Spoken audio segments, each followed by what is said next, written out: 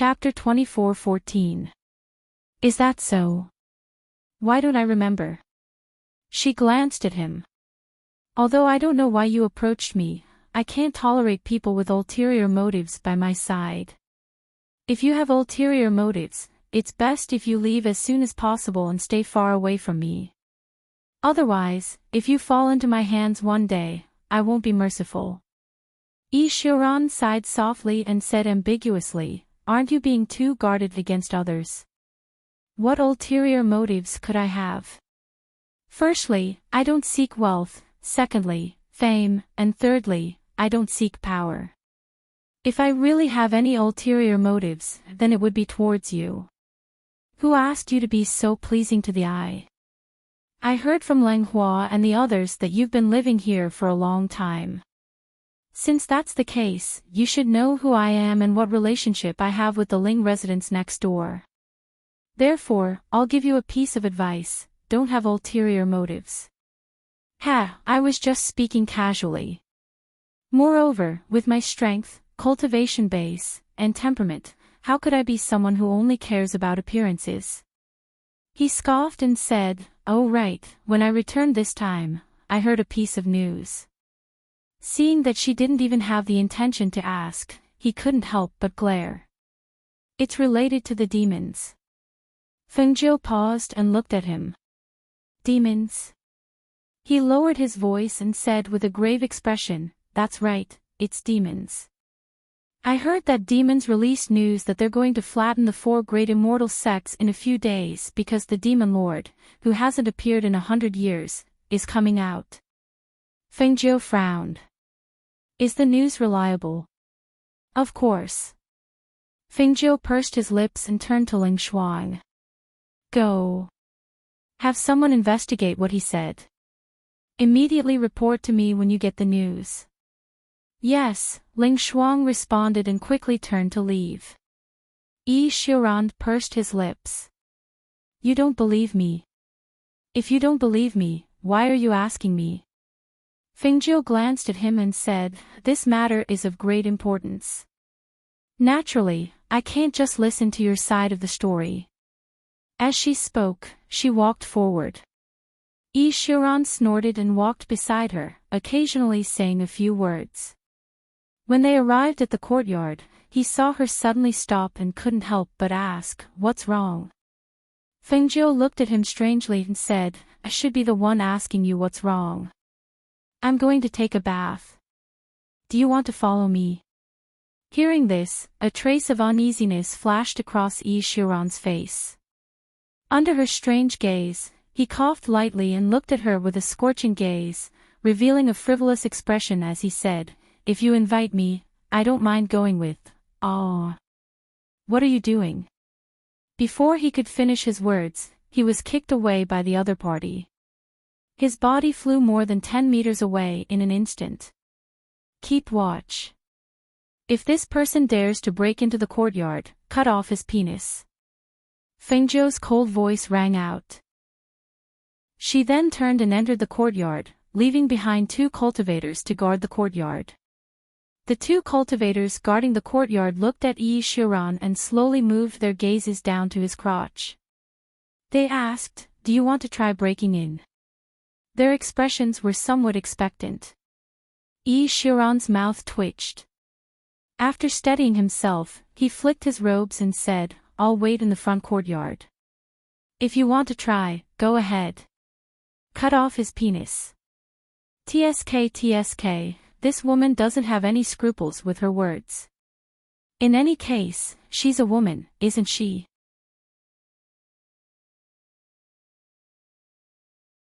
Chapter 24:16. Hearing this, Fengjiu stopped and said, since you've said that, I do have something that I need your help with. Moreover, it's something that no one else can do besides you. Oh. What is it? Shiran's eyes sparkled as he stared fixedly at her. Fengjiu smiled. Follow me. Then, he strode forward. 30 minutes later, Shiran left mysteriously with the special mission Fengjiu gave him. Other than Fengjiu, no one else knew what the mission was. After he left, Fengzhou, Mo Qin, Hunyuan Zi, and the others discussed the matter of the Demon Master's appearance. I didn't expect Yi Xiuran to be so well informed. I only just received the news. As Hunyuan spoke, he stroked his beard and looked at Fengzhou. This Yi Xiuran definitely isn't an ordinary person based on his bearing and strength. He claims to be an itinerant cultivator, but I think he must have some ulterior motive for hiding his identity. Fengzhou smiled. I already had someone investigate his identity when I went back to save Zhuo Junyue. Don't worry. He doesn't need to care too much. Oh. You even investigated.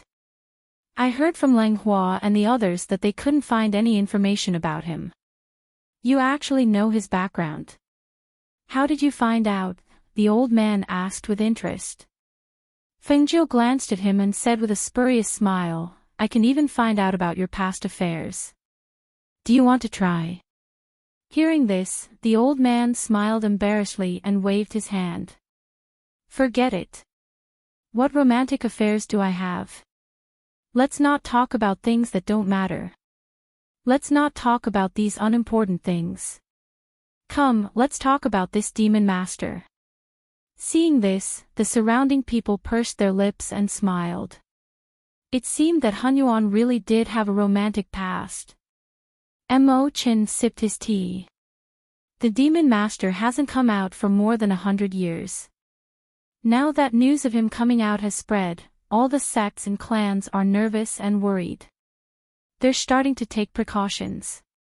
However, I heard that he'll attack the 4 major immortal sects first. That's right. I also heard from Yi Xiuran that he'll attack the 4 major immortal sects first. I think he wants to intimidate everyone and show his strength to the various factions so that they'll be terrified. Fengzhou nodded and paused. If even the 4 major immortal sects are destroyed, then what else is there to say about the other factions? If he succeeds, the continent will descend into chaos. Then what do you plan to do?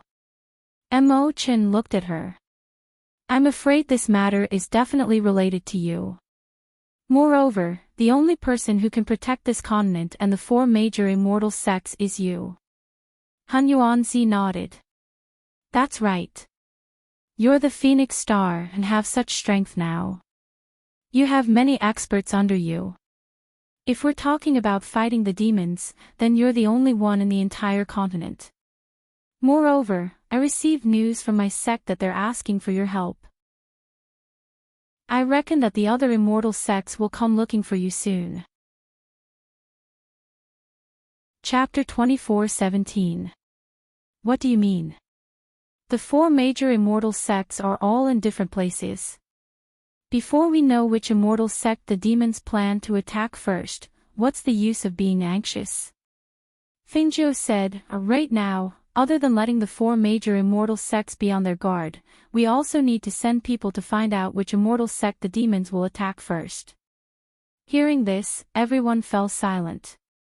It was not difficult to find out the demons' whereabouts, but it was difficult to find out which immortal sect they would attack first. After all, they could also confuse them.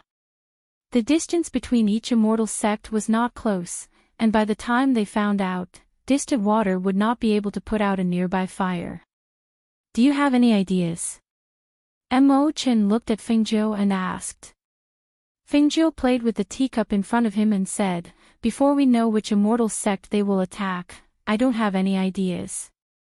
She paused and looked at the old man. For now, you can go back to the sect first. If something really happens, one more person to protect you will be safer. If that's the case, then I'll go back first. If there's any movement, I'll contact you. As the old man spoke, he didn't linger here any longer. He stood up and said, help me tell that blockhead that I'm leaving first. He tossed a jade tablet to Fengzhou, and said, do you know how to use this to transmit sound? Be careful on the road. Fengzhou said. Hunyuan did not care. Are you worried that someone will ambush me on the road? Even if there is, it's the others who should be careful. He waved his hand and said, "I'm leaving." With that, he flew into the sky on his sword. Duan Yi and the others have been called back to the sect? Fengzhou asked, looking at Lang Hua and Du Fan. The few of them sent news that they were originally heading towards the Heaven Pill building, but halfway there, they received a summons from the sect, so they all rushed back. Not only them, the 4 great immortal sects have all summoned their disciples back to prepare for battle. Du Fan looked at Fengzhou and said, "Moreover, the news of the demons has spread, and all the forces outside have become nervous. These 2 days, the Heavenly Pill building's pill business has become more and more popular. Many people have come to ask for medicine, and now there's not much stock left. Tell the people in the pill room not to worry about other things, continue to refine pills. In addition, strengthen the Heavenly Pill building's defenses." As Feng Zhou spoke, a wisp of dim light flashed through her clear eyes. "As for other matters, let's not bother about him for now." "Yes." Lang Hua and Du Fan replied, glancing at each other before retreating to the side. Her gaze fell on the 8 captains of the Phoenix Guards, and she said, "Pass down the order, have the Phoenix Guards pay attention to the movements of the demons. Remember, stay hidden and don't act rashly." "Yes," the 8 people replied. "I haven't seen Hui Lang and Ying Yi for a long time. Are they still in charge of the Yen Palace? Didn't they return to the Ling residence?" she asked again. "The 2 of them have been in the Yen Palace. Because the Yama Lord is not here, there are many things for them to deal with. A few days ago, they received news that Master had returned. They said that they would come back to see Master after dealing with the matters at hand." Fengzhou nodded and waved for them to leave. Everyone bowed and then left. Only Fengzhou, Mo Chen, and Lang Hua were left in the large courtyard. Chapter 24:18. Fengzhou raised his eyebrows and looked at him. "What's the matter?" "I also received a message from Master asking me to go back. I might have to leave tomorrow." He spoke slowly, his gentle gaze falling on her face. "I'll come back as soon as possible to help you." Hearing this, Fengzhou smiled and said, Go ahead. You don't have to worry about me here." The 2 sat in the courtyard for a while and chatted for a while. Then Mo Chen got up and left. After they both left, Fengzhou also began to plan the next step, because the news that the Demon Lord was going to destroy the 4 immortal sects spread, all the forces were busy being on guard, as if chaos was coming. However, 2 small figures took advantage of the chaos and quietly went down the mountain. On the small path in the mountain forest, Feng Yi and Zhao Yang walked step by step with their short legs. One of them followed them quietly, paying attention to the surrounding movements vigilantly, while the other looked innocent, with a pair of phoenix-like eyes overflowing with unconcealable joy. Yang, do you think we can find my niece?" Feng Yi, who was now 6 or 7 years old, had grown a little taller, but his delicate little face had not changed. Especially when he said the word niece in his tender voice, it gave people a strange feeling. Zhao Yang, who was a few years older than him, already had the appearance of a young boy. He carried a sword on his back, wore an inconspicuous blue robe, and even hid a dagger in his boots. The 2 sneaked out of the mountain in order to find Fengzhou. "I heard a senior brother say that the princess is in the Heavenly Pill building in 100 River City. As long as we go there, we should be able to find her," Zhao Yang said, his small appearance showing a resolute appearance. Compared to Feng Yi, who seemed to be ignorant of worldly affairs, he appeared more mature and experienced. Yang, do you think my niece will recognize us?" "What if she doesn't recognize us?" Feng Yi frowned and asked worriedly. "The princess will recognize us." As Zhao Yang said, he was still paying attention to the movements around. There was no smile on his taut little face, only seriousness. Yang, we've been walking for a long time. I'm so tired. Why don't we use a magic weapon to fly? Feng Yi said and pulled Xiao Yang's sleeve. No. Xiao Yang refused. We are just children, and there is no one around to protect us. If we take out our magic weapons, it will be easy to get killed. He looked at Feng Yi with a serious and solemn expression. Master, you promised me that you would listen to me when you go down the mountain. I know. But I'm so tired. We've been walking the whole way. Feng Yi pouted and pointed at his boots. Look, my boots are worn out. My feet must have blisters. Then take a break. Xiao Yang said and took him to sit down on the grass. He took out something to eat and handed it to him. Eat a little. Okay. Feng Yi took the dry food and ate it. He also drank a few mouthfuls of water. The two of them rested here for a while. Suddenly, they heard the sound of fighting in the forest. Feng Yi's eyes couldn't help but light up. Yang, there's the sound of weapons. Let's go. Before he finished speaking, he was interrupted by Xiao Yang. Chapter 24:19. Let's just take a peek. Nothing will happen. Feng Yi pouted and said with a look of reluctance. No. Xiao Yang had his own insistence. He was not swayed and pulled him forward. Let's go. We can't stay here for long. Seeing this, Feng Yi could only suppress his curiosity and followed him to leave quickly. Although he was curious about that matter, he also knew that they really couldn't do anything with their fighting capacity. It was more important to protect themselves and keep themselves alive than to care about others. The two of them walked faster and faster. Gradually, the sounds of fighting could no longer be heard.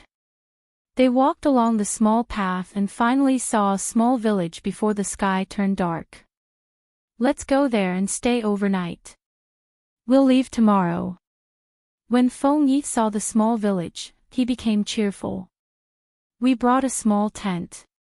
Xiao Yang said. He was more willing to sleep in his small tent than in the small village. Yang, it's a small village. It won't be dangerous. Let's go. Feng Yi knew what he was worried about, so he pulled him and ran to the small village. Uncle, can we stay overnight? Feng Yi looked like a little adult and asked a man who opened the door. When the man opened the door, he was stunned. He looked at the two children in front of him and looked behind them. He asked, only the two of you? Where are your parents? Feng Yi smiled and squinted his eyes. He looked at the man in front of him and said, Uncle, only the two of us. Our parents didn't follow us. I see. Then come in. The man's eyes flashed slightly. He opened the door and let them in. Xiao Yang saw the man's eyes move slightly. He frowned slightly, but he still said nothing and followed Feng Yi into the house. After entering, he looked around vigilantly. He saw that the simple house was connected to the front and back. It seemed that there was only one man in the house. Uncle, do you have food in your house? Can you get some for us? We can pay you. As Feng Yi spoke, he sat upright at the table like a little adult. His eyes narrowed as he smiled at the burly man whose eyes lit up when he heard the word money. He said, Uncle, are you the only one in your family? When the big man heard that they had money, he cut the sauced meat that he had prepared to go with the wine and served it to them. He also prepared 2 bowls of rice for them and made a vegetable soup for them. Sitting at the side, the big man secretly sized up the 2 children, especially when his gaze fell on Feng Yi. He scrutinized him even more. Where are you from? Why are there 2 children traveling alone? Uncle, we didn't travel alone. Feng Yi said innocently, my father told us to come out and experience hardships, but let me tell you. He lowered his voice and approached the big man with a mysterious look. My father sent very powerful people to protect us. They are watching from the dark. Hearing this, the burly man was shocked. He jumped up from the chair and looked around in panic, but he didn't see anything. He was an idle man. He didn't do anything serious on weekdays. Seeing the two children appear here by themselves with such delicate appearances, he thought that they should be worth a lot of money if he caught them and sold them. But he didn't expect. Chapter 24:20. Looking at the big man's panicked expression, Feng Yi blinked at Zhao Yang. Then he picked up the bowl and ate the rice. He also picked up some sauced meat with vegetable soup and ate a hot meal full of steaming hot rice. Under the guidance of the tough man, they went to a room in the back to have a rest. Even after Feng Yi and Zhao Yang entered the room to have a rest, the tough man still looked around from time to time, trying to see where the person hiding in the dark was. It was no wonder that he believed the words of the two children. It was because the older one was wearing an inconspicuous green robe, which was simple like a playmate or a manservant. The younger one was delicate and the robe material on his body was also excellent. Moreover, he was young and noble. He should be a child of a rich family. Who would believe that there were no adults following and guarding such two young people when they came out? It must be as the child said. His father wanted him to suffer and gain experience, so he asked someone to protect them in the dark. Thinking of this, he secretly wiped his cold sweat and quietly retreated. He didn't dare to have any ideas about the two children. That night, the two children slept well. After they had enough energy, they got up the next morning and were ready to continue their journey. When they came outside, they saw the man eating pancakes. They sat at the table and each took one to eat. The man glanced at them and asked, "Little child, when are you leaving?" "We'll leave in a while." Feng Yi said, took a bite of the pancake, swallowed it, and asked, "Uncle, how far is it from here to the market?" "It's not far. If you leave after eating, you can probably reach the market at noon." The man picked up another pancake and ate it. He didn't forget to say, "Little child, you said that you would give me some money." "Well, I didn't forget." Feng Yi handed him a gold coin that he had prepared. "This is for you." Seeing it was a gold coin, the man's eyes lit up. He was more and more convinced that the two children were from a noble family. Otherwise, how could ordinary children take out a gold coin casually? He immediately grinned and narrowed his eyes. Good, good, good. You guys can eat as much as you want. If it's not enough, I'll go make a few more for you guys. As he said this, he happily put away the gold coin. Feng Ye's tender and delicate little face had an innocent smile. He said to the big man, "Uncle, there's no need. We'll be leaving in a while." When he saw this, the burly man didn't insist. Instead, he looked at the two of them and said, "Young master, I'm going to the market in the city to buy some things later. Why don't I give you a ride?" Upon hearing this, Feng Ye's eyes lit up. "You have a carriage." Horse carriage." "Hee, you can say that." He laughed embarrassedly. Seeing this, Feng Yi looked at Zhao Yang and said, Yang, let's take uncle's car to the city." "Okay." Zhao Yang nodded his head in response. After finishing the pancake, he took out a small handkerchief and wiped his mouth. "Okay, then sit down first and drink a glass of water. I'll go and drag the carriage out." The burly man said and walked out first. Not long after, Feng Yi and Zhao Yang came out. When they saw the so-called carriage, the corners of their mouths twitched a few times. It was an ox carriage. An old ox was pulling a flat two-wheeled carriage. It looked very simple and crude. Yang, let's walk there by ourselves." Feng Yi said with a serious face. Okay. Xiao Yang also responded. The two of them walked to the other side together. Chapter 24-21.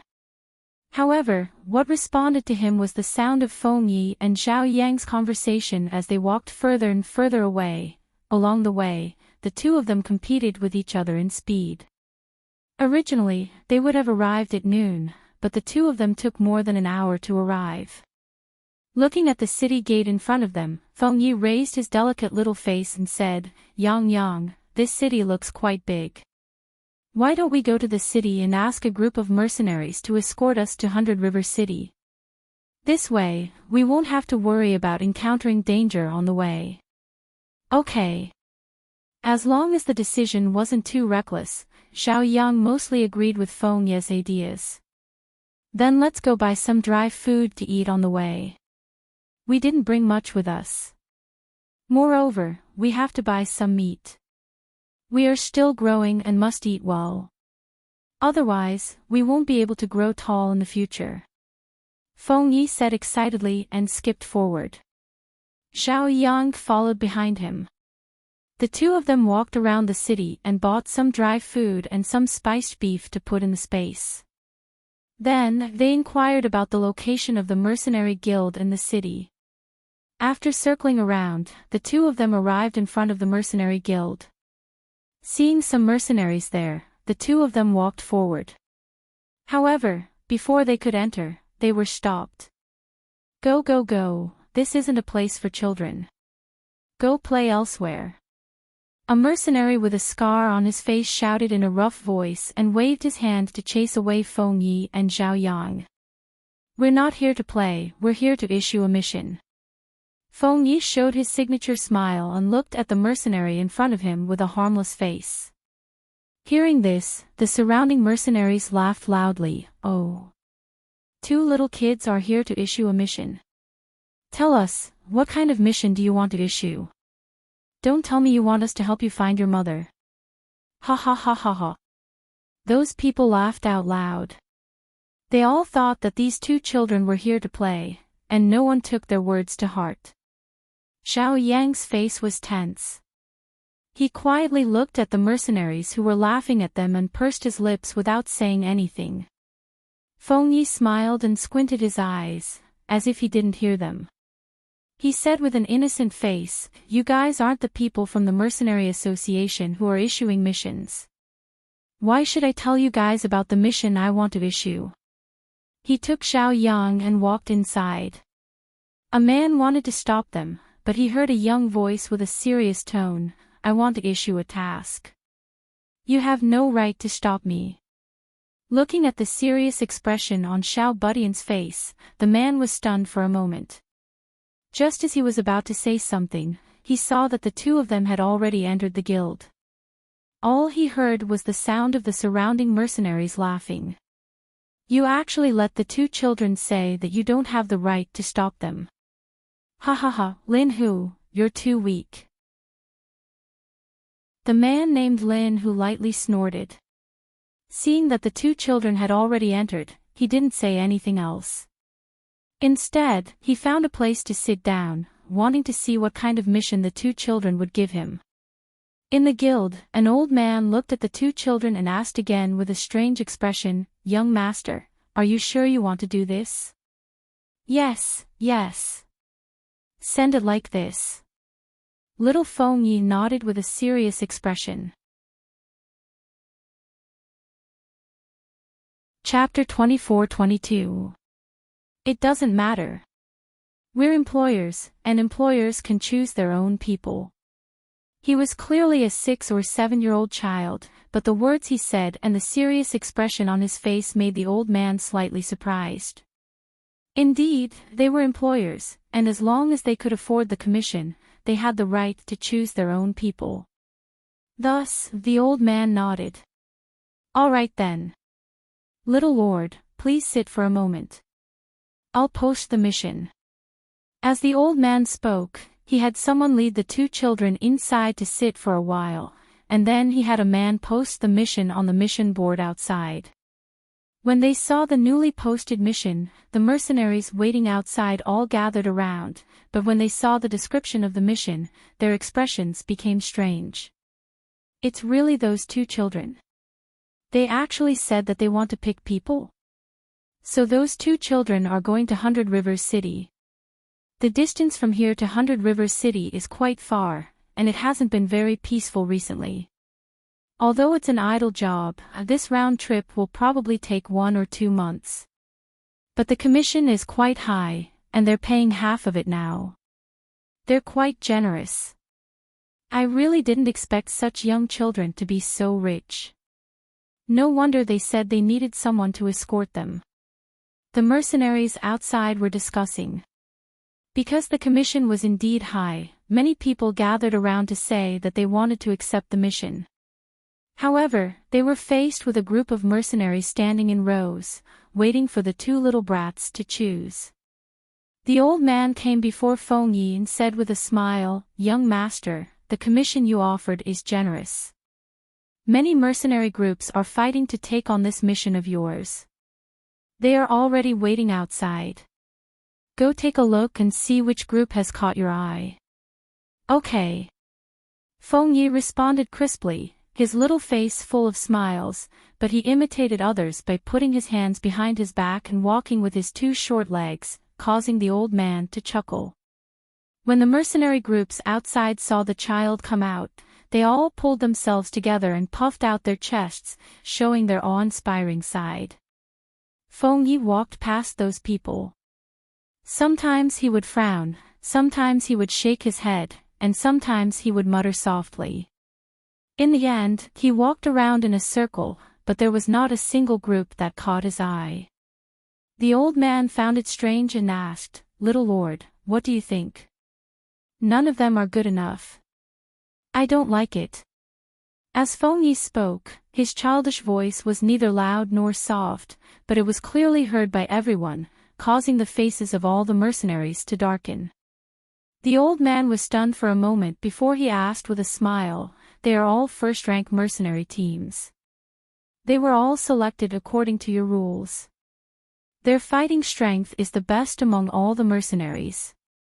"That's right. Don't talk nonsense if you don't know anything."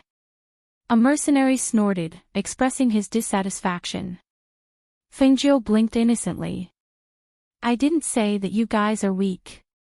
I'm just saying that you guys can't do it because I don't like you guys." The corners of everyone's mouths twitched. What kind of lousy reason was that? However, when they saw the child's serious expression, they really didn't know what to say. Feng Yi looked as if he had discovered a new continent. He curiously looked at the group of mercenaries sitting in the corner not far away.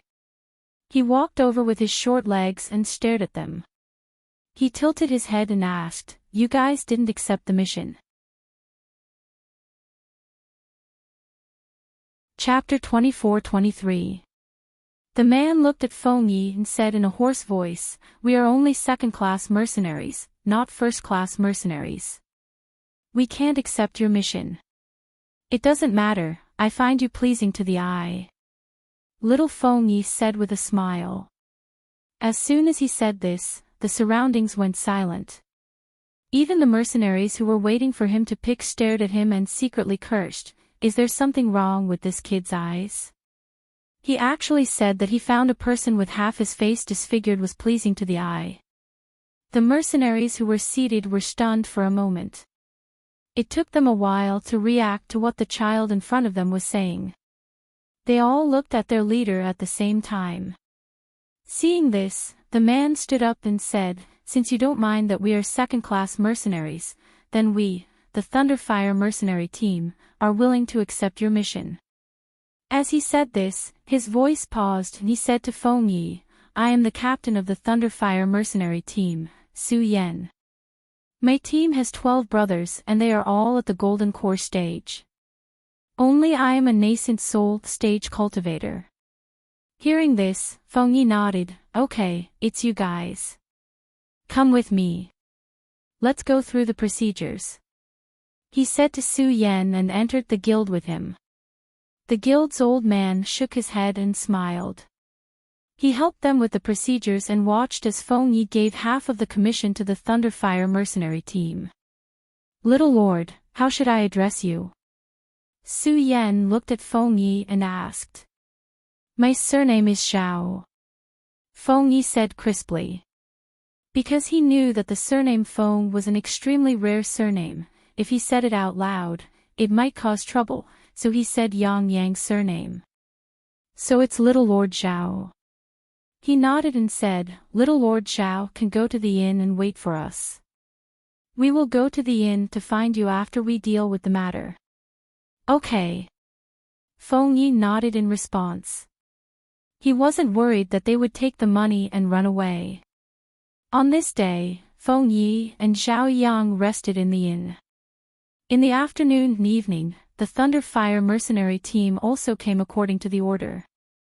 They waited outside Feng Yi and Zhao Yang's room and the inn, and began their escort mission.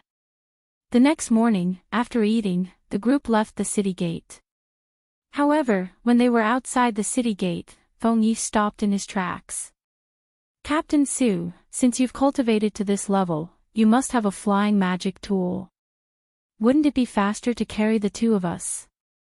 An innocent smile appeared on his delicate little face. His almond-shaped eyes narrowed as he looked at the boorish man beside him. Hearing this, the members of the Thunderfire mercenary team were slightly startled, then they laughed softly. Su Yan even smiled and said, I originally thought that you guys were going to walk. Since that's the case, we'll fly you on our swords. If that's the case, we should be able to reach 100 River City in about half a month. All right.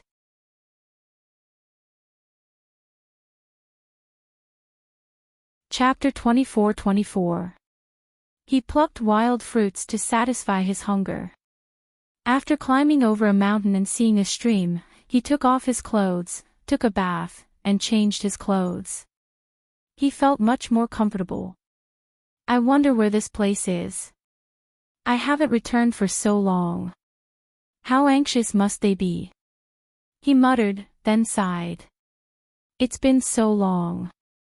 I wonder if Xiaozhou has returned. Trapped inside, he had no idea what was going on in the outside world. However, he still felt somewhat lucky that he was able to escape. After all, it wasn't easy to escape from the demon's territory. Putting away the broadsword in his hand, he flew forward on his 8-trigram frisbee, preparing to find a place to gather information.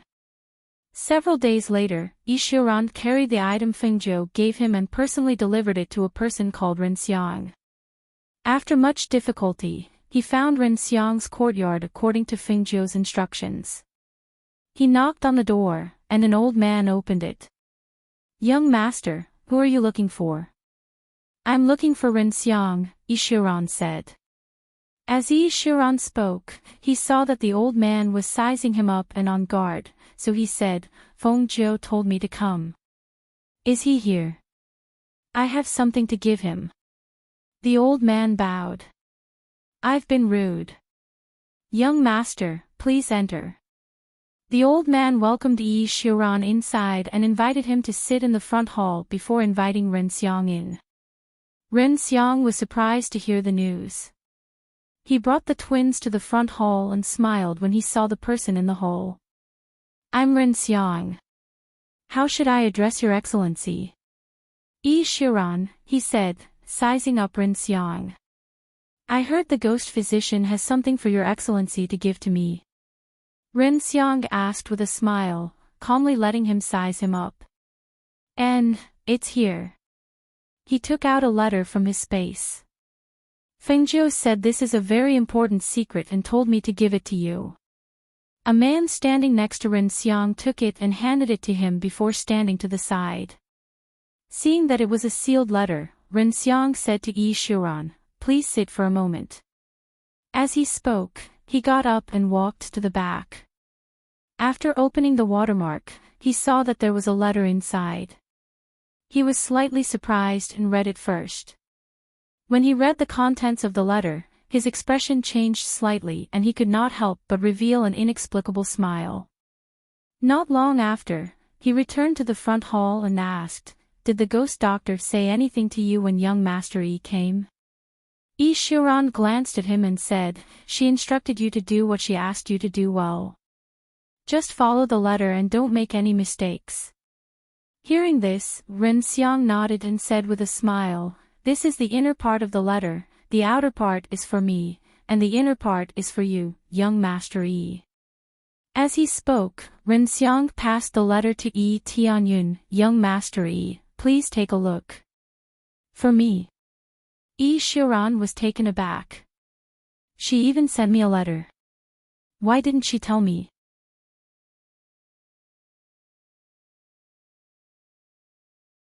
Chapter 24-25. His expression was dark, and his gaze was as cold and sharp as a bloodthirsty leopard's as he stared at Ren Xiang. "What did you do?" His figure was a bit unsteady, his face a bit pale, and sweat seeped out of his forehead. His hands were tightly clenched into fists, and his voice was bloodthirsty and cold. Ren Xiang smiled gently. "I didn't do anything. The ghost doctor only told me to prepare a gift for you."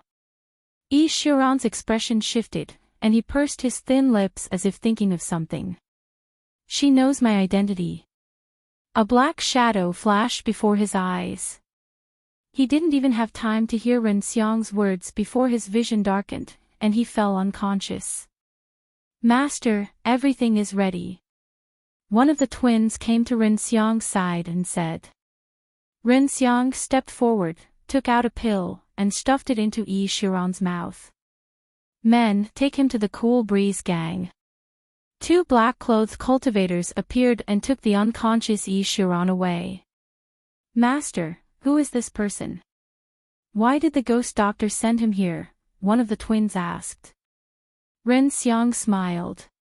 "The letter said that he's the temple lord of the Dark Night Temple, but somehow managed to sneak into the ghost doctor's side and hide his identity. The ghost doctor has been busy lately and has no time to spare to keep an eye on him, so she sent him here for us to keep an eye on for a few days. So it's the temple lord of the Dark Night Temple." Realization dawned on the twins, and they asked, "Master, if he wakes up and knows he's in our Cool Breeze gang, will he cause any trouble?" "He won't. No matter how strong he is, he's no different from an ordinary person in our hands. Just keep an eye on him and don't let him take half a step out of the Cool Breeze gang during this period." Ren Xiang smiled. "This Yi Xiaoran's looks are rather outstanding. It's not a bad idea to have him as a living signboard in our brothel." The twins behind him looked at each other and thought to themselves, why do they feel that if the Lord of the Dark Night Temple recovers, the Cool Breeze gang will also suffer? When Yi Xiaoran woke up, he felt a chill on his body. Looking down, he saw that he was naked from head to toe. A transparent golden chiffon loosely covered his body from the outside, and only 2 pieces of golden cloth covered his lower body from the front to the back. However, the faintly discernible sight made him feel even more ashamed than if he were naked. However, when he wanted to stand up in shame, he found that all the strength in his body seemed to have been sucked away by someone. He lay on the bed softly, unable to even raise his hand. "Damn it!" he cursed in a low voice. Even his flustered and exasperated voice was weak and powerless. It sounded extremely despicable. "Hee, you're awake." A gentle laugh sounded.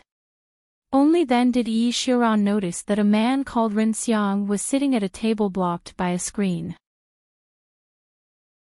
At this moment, he was looking at him with a gentle and smiling gaze. Seeing that gaze stop on him, Yi Xiaoran's face darkened.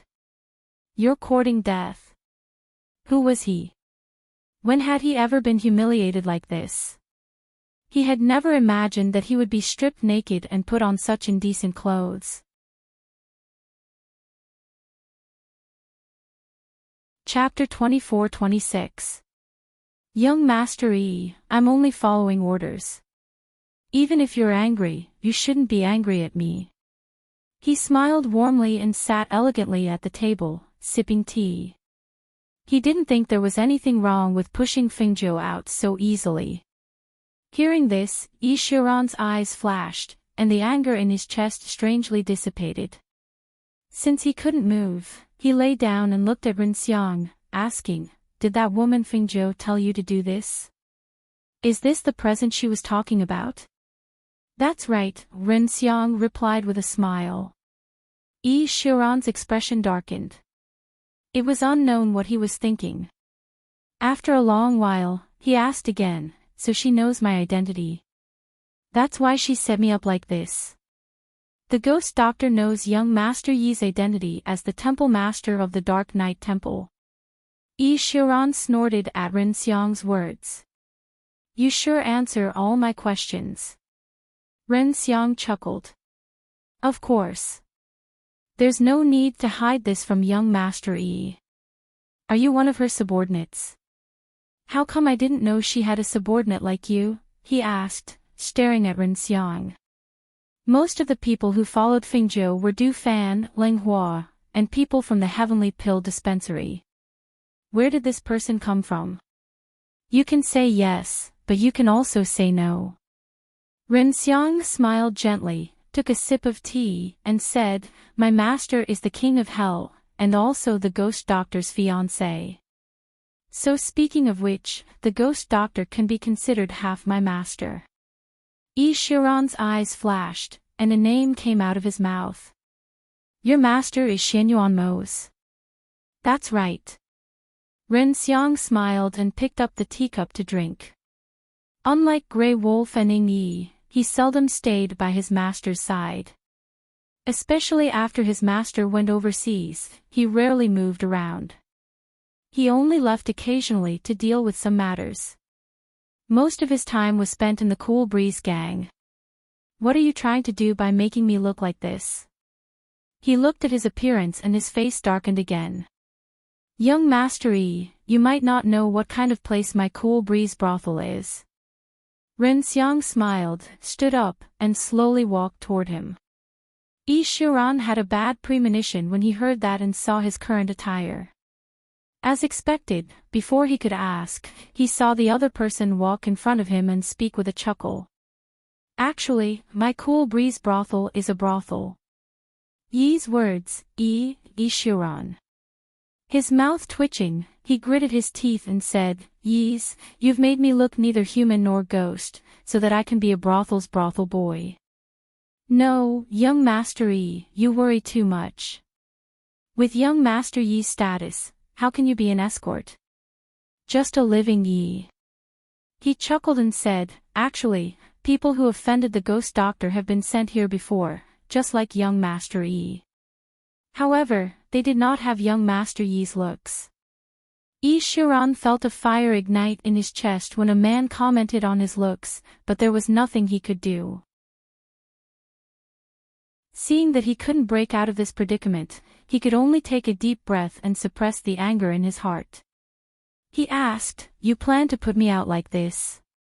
Ren Xiang shook his head and smiled. "I prepared a mask for young Master Yi, but if you don't want to wear it, you can choose not to."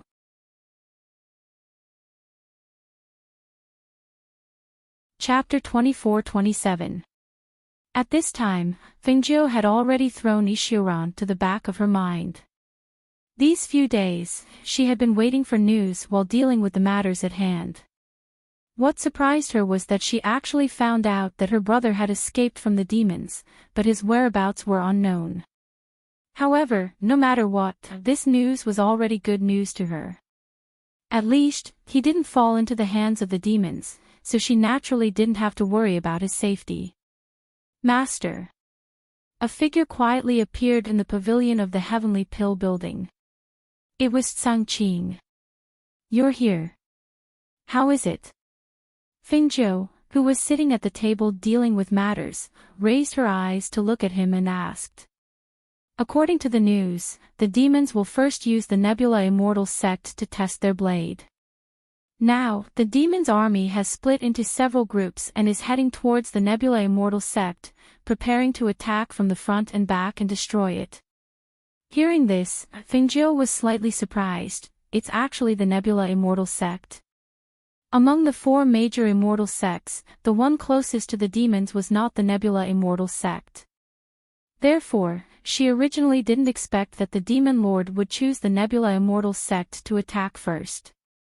What are Master's arrangements next? Tsang Qing asked. Fingjiu pondered for a long time before saying, "Go and give the order to gather everyone and head to the Nebula Immortal sect to help." Tsang Qing knew that when she said gather everyone here, she was talking about the cultivators subdued by the floating land. Thus, he nodded in response and turned to leave. After Tsang Qing left, Fengjiu summoned a phoenix guard and asked him to send the news to the 4 major immortal sects. Then, after arranging the matters of the Heavenly Pill Building and the Feng Manor, she quietly headed towards the Nebula Immortal sect. On the other side, the Thunderfire mercenaries who were flying on their swords brought Feng Yi and Zhao Yang in the direction of Hundred River City. Although they were cultivators, it was impossible for them to fly on their swords day and night. Thus, in the evening, when the sky gradually darkened, they landed on the ground and found a place to rest, preparing to rest for the night before continuing on their journey. In a small forest on the side of the road, they sat together on the ground with a small bonfire in the middle. Everyone had dry rations on them, so they didn't need to look for food. Have a good rest after eating something. Arrange for the night watch as well. Su Yan said to a mercenary beside him. Understood, Captain. The mercenary replied and called for a few people to stand guard around. How long until we reach Hundred River City? Feng Yi looked up at Su Yan and asked. Su Yan ate his rations and said, based on the current distance, we should be able to arrive in about 4 or 5 days. Looking at the hard pancake in his hand, Feng Yi asked in confusion, the commission I gave you is not low. Why do you still eat this hard pancake? Why didn't you prepare some delicious dry food? He told Yang Yang that he had bought a lot of pastries, as well as some delicious pancakes. However, they only got a white pancake, and they didn't even see any chopped green onions. It's just something to fill the stomach. Once you get used to it, it'll be fine. Su Yan said and took a big bite of the pancake, drinking it with cold water. Seeing this, Feng Yi took out some spiced beef from his space and handed it to him. Yang Yang and I bought a lot. You can have some. Hearing this, the mercenaries were startled. They looked at each other, then looked at Feng Yi. Their lips moved as if they wanted to say something, but in the end, they didn't say anything. They only lowered their heads and ate their pancakes.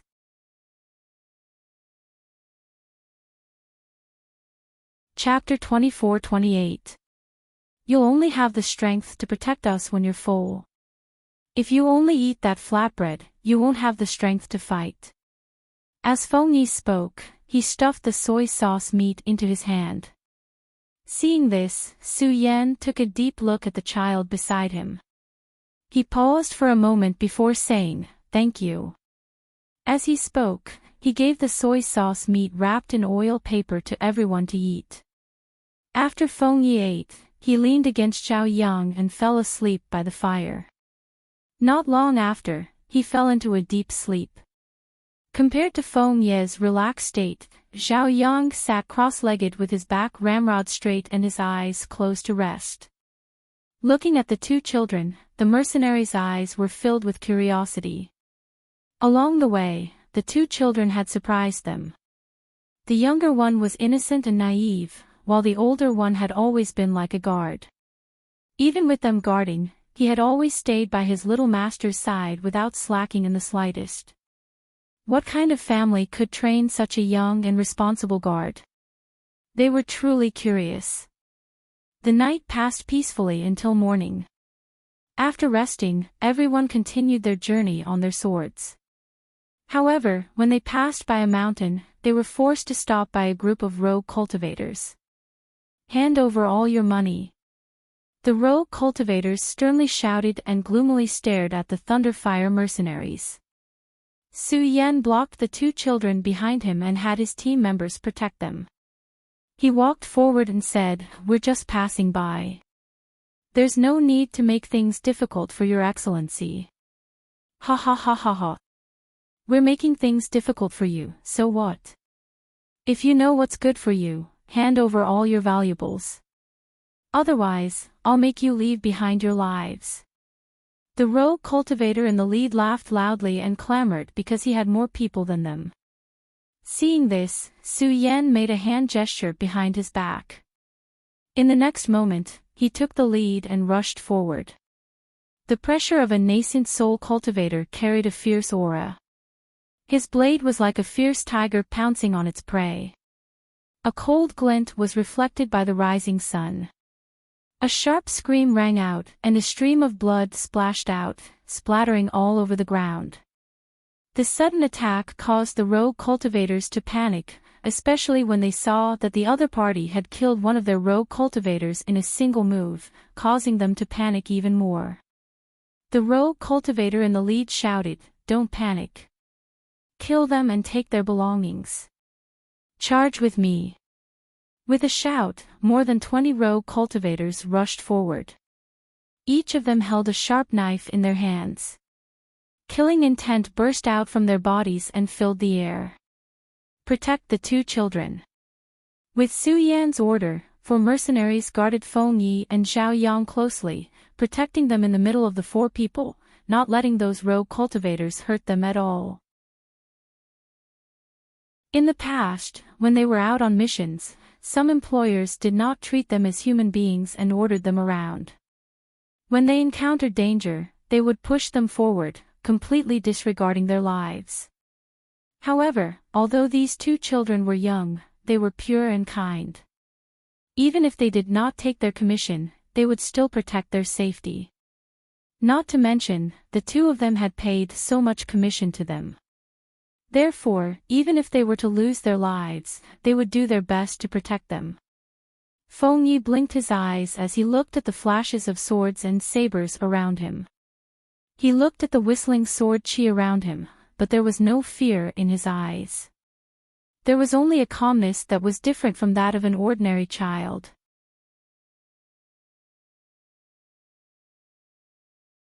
Chapter 24-29. He didn't care about other people's lives. He only knew that protecting Feng Yi was what he had to do. However, even though the Thunder Fire mercenaries were only second-rank mercenaries, their battle power was beyond his expectations. Seeing the rogue cultivators fall one by one, and seeing that the Thunder Fire mercenaries had the upper hand even though they had fewer people, his cold eyes couldn't help but flash.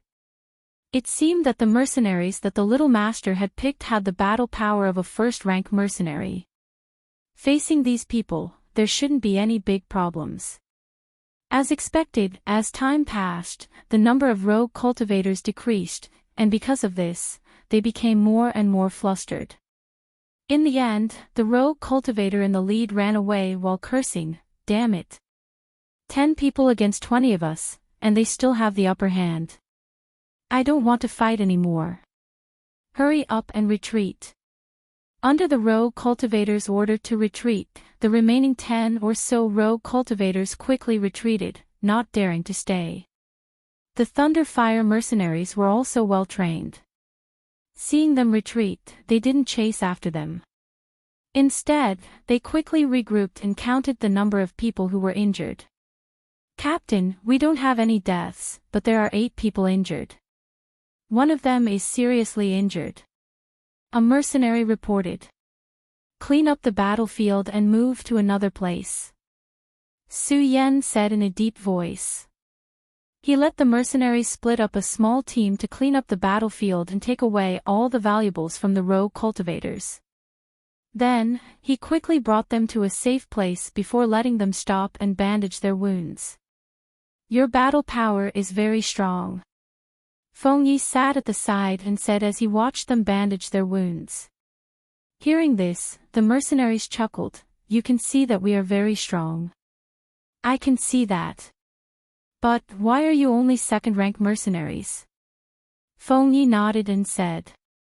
He wasn't stupid, so how could he not see it? Because there are people from above who are suppressing us and won't give us a first rank, so we can only be second rank. A mercenary laughed. Second-rank mercenaries can receive fewer missions, and the commission isn't much. The mission we received from you can be said to be the best mission we received this year. Feng Yi blinked and looked as if he didn't understand. No wonder you all eat white flatbread. Hearing this, the mercenaries laughed. Although they were injured, no one took it seriously. After all, they relied on this line of work to make a living, and getting injured was a common occurrence. On the contrary, as they gradually became more familiar with these two children, they became more easygoing. However, everyone's relaxed and happy atmosphere disappeared when they saw Su Yan's body tensed up. Seeing their captain's vigilant look, the mercenaries also quickly got into a defensive posture. At the same time, Zhao Yang also vigilantly guarded Feng Yi. Feng Yi also stood up and looked around. I didn't expect that a mere mercenary group would be so vigilant. Suddenly, the mercenaries the thunder fire heard them. The reason for that was because the oppressive might contained within that laughter was stronger than everyone else's. In other words, the person who had come was stronger than them. This wasn't a good thing for them, especially since they had just gone through a battle and had yet to recover from their exhaustion. Demonic cultivators. Su Yan stared ahead and saw the group of demonic cultivators heading towards them. His gaze was serious and vigilant as it fell on the leader of the demonic cultivators. He quickly thought in his heart. Demonic cultivators.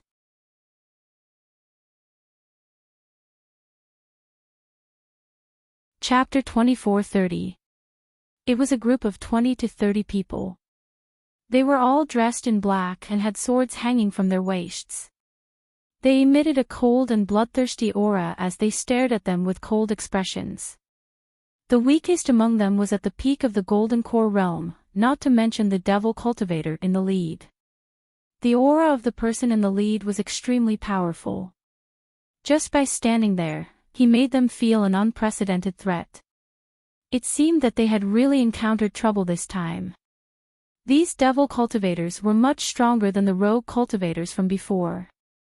Even if the Thunderfire mercenaries fought with their lives on the line, they would probably only be killed. The devil cultivators on the other side had a strong aura and oppressive might. On the other hand, the Thunderfire mercenaries were all holding swords in their hands. Their bodies were tense like ferocious beasts that could pounce at any time. Killing intent emanated from both sides and enveloped the sky. The tense atmosphere was on the verge of erupting. It was as if as long as the leader of the devil cultivators gave the order, blood would splatter and corpses would be strewn all over the place.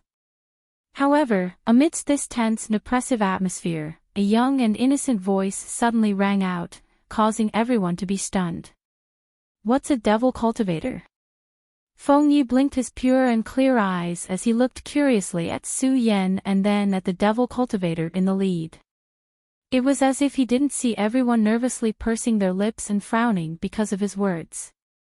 He pouted his pink lips and his delicate and cute little face was filled with dissatisfaction. They're clearly the same as us. They're all humans. How are they devils? As he spoke, he walked towards the devil cultivator with his short little legs. Seeing this, Su Yan stretched out his hand to pull him back, but he was flung away. Little young master, don't go over. He shouted in a deep voice. However, Feng Yi turned around and made a face. I don't need you to care. This uncle looks very mighty. Moreover, he's better looking than you. Su Yan moved his mouth as he watched the ignorant child walk step by step towards the devil cultivator. Just as he was about to make a move, he saw Zhao Yang come to his side. Whatever my little master says is right. Don't worry about it. Zhao Yang said with an expressionless face. When his gaze met Su Yan's, a dark light flashed through his eyes. Su Yan took a deep breath when he saw this. He tensed his body and didn't say anything else. Instead, he looked at Feng Yi, who was walking towards the devil cultivator, as his heart tightened. What was this child trying to do? Did he not know that they were demonic cultivators who killed without batting an eyelid? Wasn't he afraid? Wasn't he afraid that he would be killed by that demonic cultivator? And this little guard named Xiao Yang, didn't he protect his little master all the way? Why didn't he stop him from walking into the wolf's den? However, they didn't know that Xiao Yang was more nervous and worried than anyone else. However, he believed that Feng Yi must have his reasons for doing so. Moreover, the demonic cultivators in front of them were so strong that they would definitely not be a match for them if they were to fight them head-on. It would be better to see what the little master had in mind. Perhaps it was because no one had ever dared to say such words in front of him. The leading demonic cultivator had a playful expression as he stared with interest at the 6 or 7-year-old child who didn't fear him in the slightest. He watched as the child walked towards him step by step with a relaxed and natural expression. He didn't stop him from approaching and only stared at him until the child stopped in front of him. He raised his head and looked at him curiously.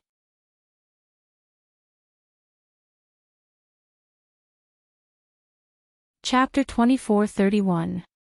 Uncle, you're not a bad person. He blinked his eyes and smiled. Then, he asked, Uncle, we're going to 100 Rivers City. Where are you going? Not a bad person. Ha ha ha ha ha. That's new. The demon cultivator looked at Feng Yi and laughed. I've lived for so long, and this is the first time someone said that I'm not a bad person. With a smile on his face, he looked at the little ghost who took out a fruit from his sleeve and started eating. Little ghost, you don't know what a demonic cultivator is. Feng Yi shook his head as he ate the fruit. He took out another fruit from his sleeve and handed it to the demon cultivator. Uncle, this is for you. The demon cultivator narrowed his eyes. After looking at him, he waved his hand and knocked the fruit out of his hand. Kid, since you don't know what a demon cultivator is, I don't mind letting you know. Then, he shouted to the demon cultivators behind him, capture them all. Hearing this, the Thunder Fire mercenary team wanted to attack. However, at that moment, a strong pressure enveloped them. It was as if a huge mountain was pressing down on them, making them unable to move. The 20 to 30 devil cultivators quickly rushed forward and tied them up one by one. The Thunder Fire mercenary team, who had no power to resist, had ugly expressions on their faces. However, there was nothing they could do. The devil cultivator in the lead was at least at the fairy realm, and he was not someone they could deal with. Now that they had encountered a devil cultivator with such strength, what else could they do but die? Feng Yi blinked and stopped biting the fruit. He looked up at the demon cultivator beside him and asked, Uncle, why are you capturing them? Other than Feng Yi, even Xiao Yang was tied up and thrown to the side. You don't know what a demon cultivator is, right? Then I'll tell you why we're called demon cultivators.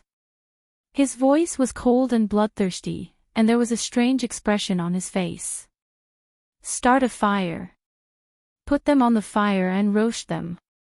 As the demon cultivator spoke, a group of demon cultivators went into the forest. They picked up some branches and came back to make a fire. Feng Yi saw this and immediately said, light a fire. I'll help. As he spoke, he ran forward with his short legs and helped to pile up the branches. The leader of the demonic cultivators snorted and ignored him. In his eyes, Feng Yi was just a brat who had just entered the qi refining stage. He would never amount to anything. Therefore, he sat down beside the fire and took out a wild beast from his space to have someone roast it. Glancing at Feng Yi from the corner of his eyes, he saw that the little brat was having fun playing with the fire and didn't care about the lives of the mercenaries. He laughed sinisterly, what a naive and ignorant little brat. While speaking, Zhao Hai took out some wine from the space and started drinking.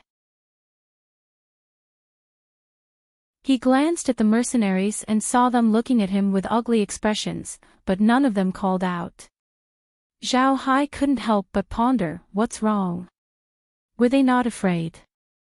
It's rare for me to be in such a good mood, so I'll roast all of you raw and let you have a taste of being slowly roasted to death on a rack.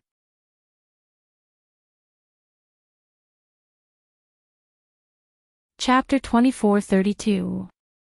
Feng Yi was fiddling with the fire. The leader of the devil cultivators did not order for them to capture him, so the other devil cultivators did not make a move either. He was just a child, and no one put him in their eyes.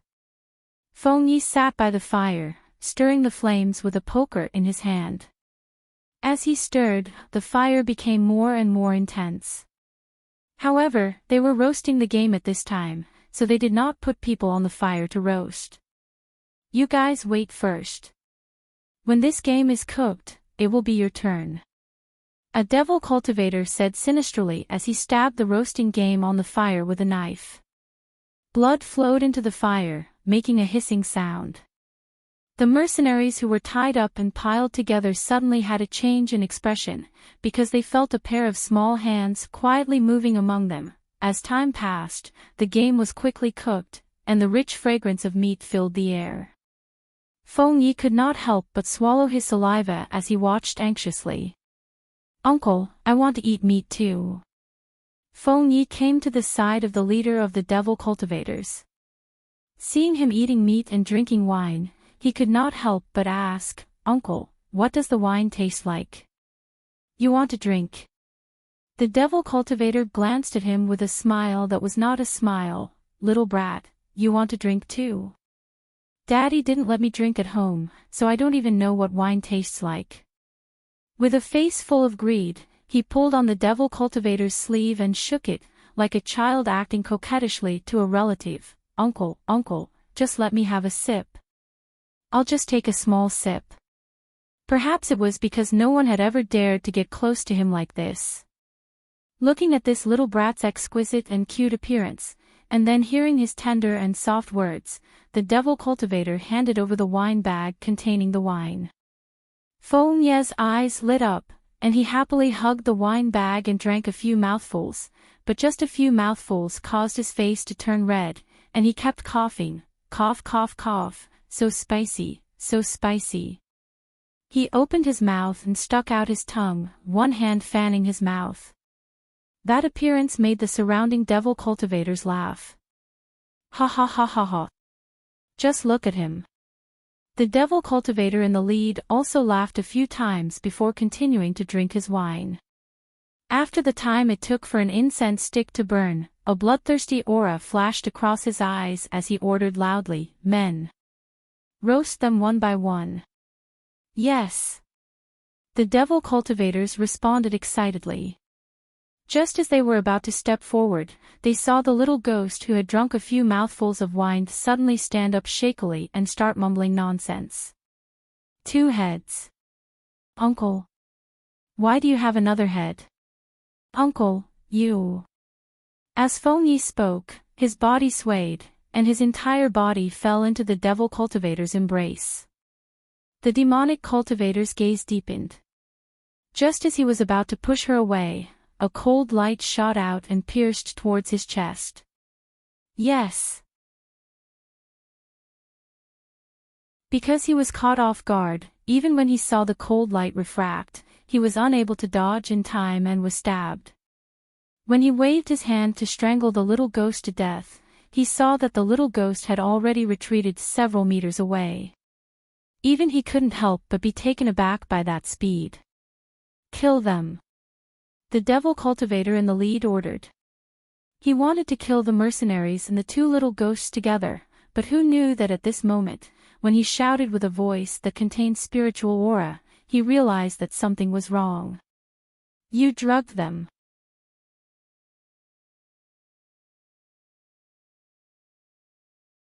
Chapter 24:33. At this moment, Zhao Yang broke free from the ropes on his body and stood up. He quickly used his dagger to untie the ropes on the mercenaries and stuffed something into their mouths. Feng Yi looked at the demonic cultivator with a smile and obediently replied, "Yes. I drugged them." Hearing this, the demonic cultivator's heart sank. As he tried to force the medicine out, he asked, "How did you drug them?" "I didn't notice it at all."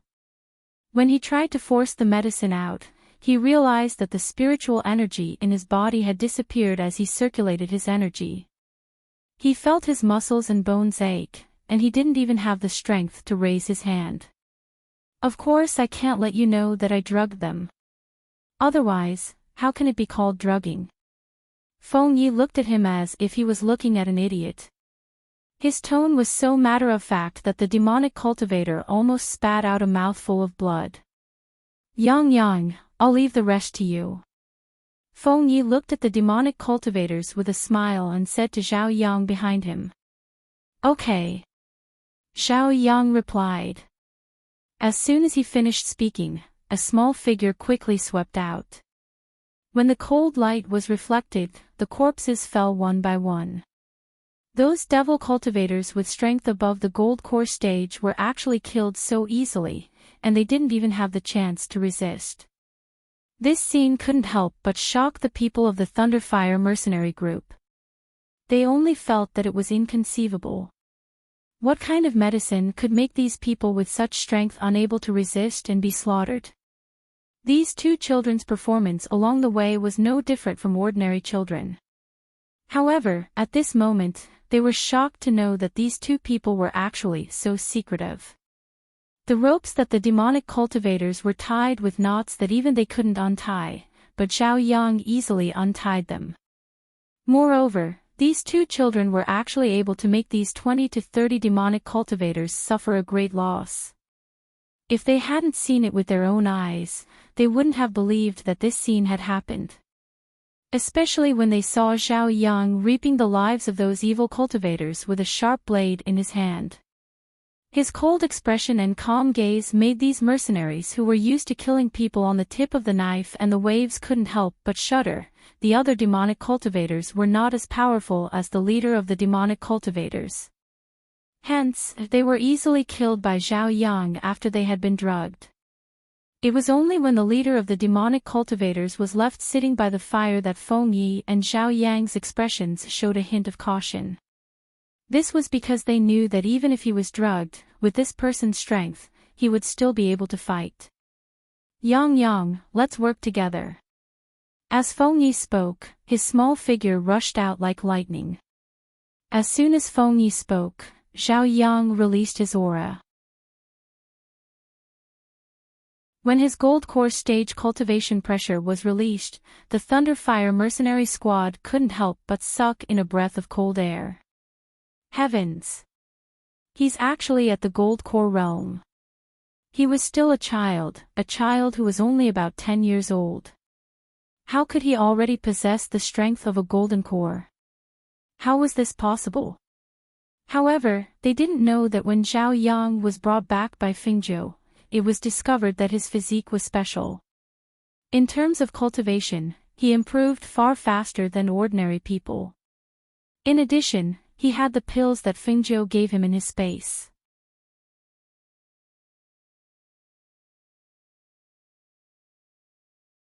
Chapter 2434. Zhao Yang's cultivation was above Feng Ye's. Little Feng Ye's current cultivation was only at the middle stage of the Foundation establishment realm. Although he could be considered heaven-defying among his peers, he still couldn't compare to Zhao Yang. However, these two people had different body movements and attacking moves.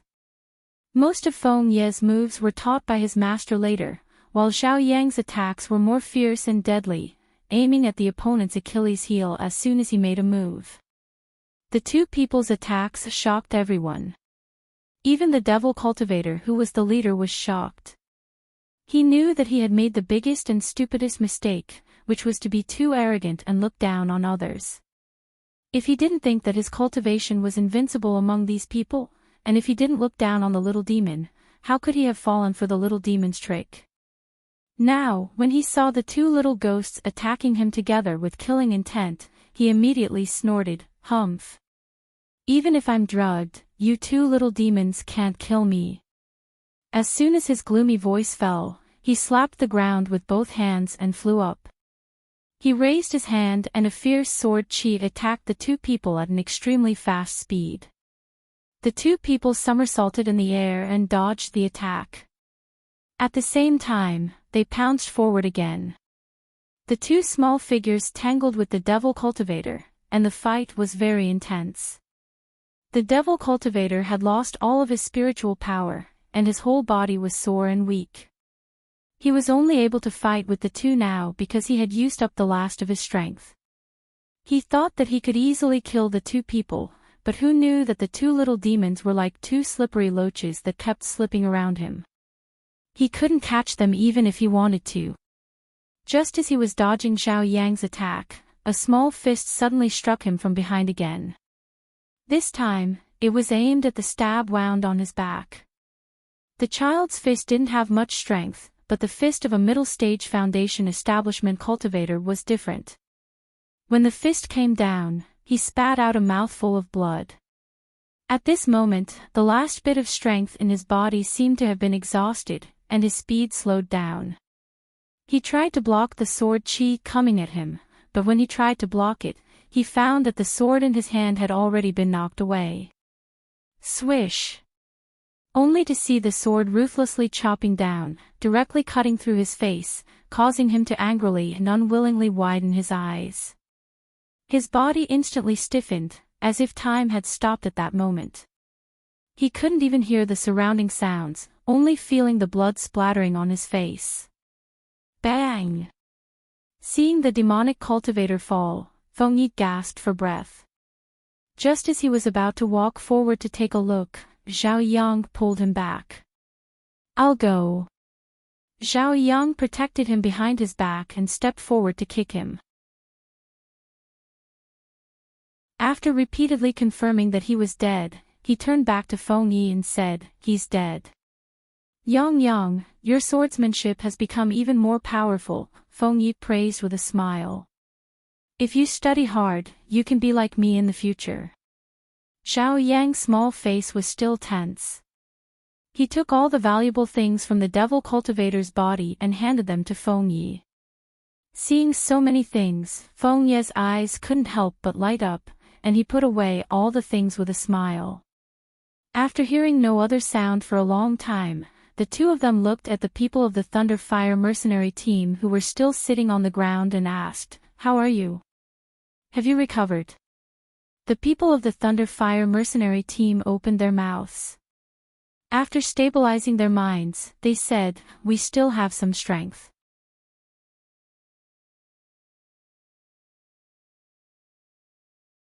Chapter 24:35.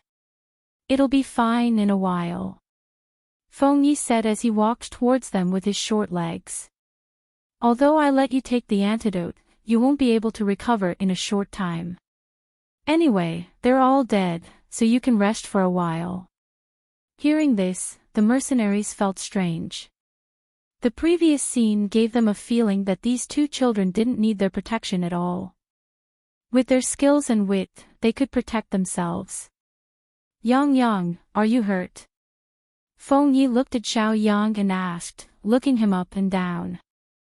No. Zhao Yang shook his head and said. Yang, how much medicine do we have left? Feng Yi pulled him to the side, where the two children were chattering. We don't have the medicine you used just now, but we still have some medicine for internal and external injuries. Zhao Yang said in a low voice. The medicine Feng Yi used just now was given to him by Fengjiu for self-defense, but he rarely used it after the accident. This time, before going down the mountain, he specially gave some of the medicine to Feng Yi for self-defense, but he didn't expect to use it. It's okay. When my niece arrives, we'll ask her for some more, Feng Yi said with a smile. As the two of them were talking, the Thunder Fire mercenaries were resting. They didn't stand up until the effects of the medicine on their bodies were completely gone. Little Lord. Su Yan came in front of him and bowed respectfully to him. Thank you, Little Lord. If it weren't for your wit, I'm afraid we would all have died at the hands of these devil cultivators. No need to thank me. It's getting late. Since you've rested well, let's hurry on our way. Feng Yi said as he blinked his pure and clear eyes. Okay. Although they didn't know why the two of them needed their escort, since they had accepted this mission, they would do their best to send them to 100 River City.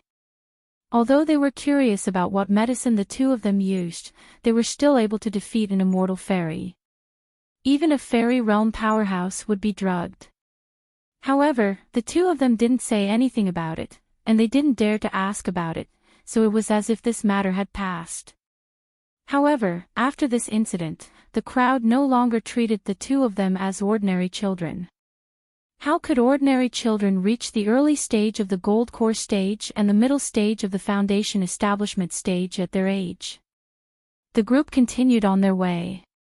Even when they saw the two children obtain the treasures of those demonic cultivators, no one had any evil thoughts. On the other side, Guan Shilin had also arrived at a town to settle down. He wore a simple black robe and held a large saber in his hand. However, the large beard on his face covered most of his face, making it impossible to see his true appearance. He only knew that his aura was powerful, and his entire body was emitting a murderous aura. Even if he didn't make a move, just the murderous aura on his body was enough to make people retreat. He came to an inn in the city. As soon as he entered the door, the waiter came up to him and asked, "Sir, are you staying here?" "Yes, one of the best rooms, a jug of wine, and a few dishes." He walked into the inn and sat down by the window. "All right, please have a seat." The waiter poured him a cup of tea and retreated.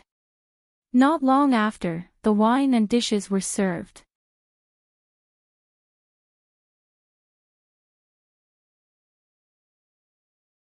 Chapter 24:36. By the window, Guan Shilin's hand that was holding the wine cup slightly paused as he looked at the people at the other table. He saw that it was a few cultivators who were talking in low voices. That devil master's strength is too strong. I wonder who can stop him. If we can't stop him, I'm afraid this continent will be in chaos. Another cultivator said, shaking his head and sighing.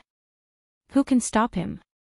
Even the people of the four great immortal sects can't stop him, who can? Haven't you heard of another news? Another person said in a low voice, it said that Tianji Elder once said a few prophecies, the Phoenix Star has appeared, a strange soul will enter the world. He will come from beyond the heavens, break the 8 extremes of the heavenly Tao, and become the master of the world. Have you heard of these words? Phoenix Star. I've heard of it before. The Phoenix Star mentioned by Tianji Elder is referring to the eldest daughter of the Bai clan, Bai Qingqing. It said that when this girl was born, there was a strange phenomenon in the heavens. Later on, she was accepted as a direct disciple of the Heavenly Sun Immortal sect. Her status is extraordinary. Then the eldest daughter of the Bai clan, Bai Qingqing. Wrong, wrong. Another person shook his head, the Bai clan was exterminated not long ago. As for that Bai Qingqing, it said that she lost a bet to the Heavenly Pill Building's ghost Dr. Fingzhou, and followed ghost Dr. Fingzhou as a maid. That's how she managed to survive. How could she be the Phoenix Star? The Phoenix Star is a person with great fortune. From what you're saying, you seem to know who this Star of the Phoenix is. Another cultivator asked curiously. Of course. The cultivator's expression was somewhat proud. He lowered his voice and said, it said that the Phoenix Star mentioned by Tianji Elder is none other than the Heavenly Pill Building's ghost Dr. Fingzhou. This time, when the demons attacked the four great immortal sects, the four great immortal sects sent people to ask ghost Dr. Fingzhou for help. Really? Several people were surprised. Of course it's true. I have an uncle in the four great immortal sects. Do you know how famous the ghost Dr. Feng Jiu of the Celestial Pill House is now? The pills from that place can be said to be heaven-defying. As long as you can get the pills from the ghost Dr. Fingzhou, you can even save a dying person. The cultivator paused for a moment before continuing. Furthermore, I also heard that because the demon lord personally led the devil cultivator to attack the immortal sect, their target was the Nebula Immortal sect. The Nebula Immortal sect sent people to invite the ghost doctor to help protect the sect. Let me tell you, this ghost Dr. Fingzhou is not only heaven-defying in terms of medicinal pills, her strength and cultivation can also be said to be heaven-defying. How is that possible? That ghost Dr. Fingzhou is said to be a woman. Furthermore, how can she fight against the demons by herself? Hearing the words of the people on the other side, Guan Shilin ate his food and drank his wine. His gaze shifted to the main street outside. Looking at the people coming and going on the streets, no one knew what he was thinking. Suddenly, from the corner of his eye, he caught a glimpse of a group of mercenaries walking down the street. The figure in the middle of the mercenaries gave him an inexplicable sense of familiarity. Puzzled, he took out a few gold coins and placed them on the table before leaving with his broadsword. The waiter walked over. Seeing that the dishes on the table were not much to eat and the guest had left, he shouted, "Guest! Guest!"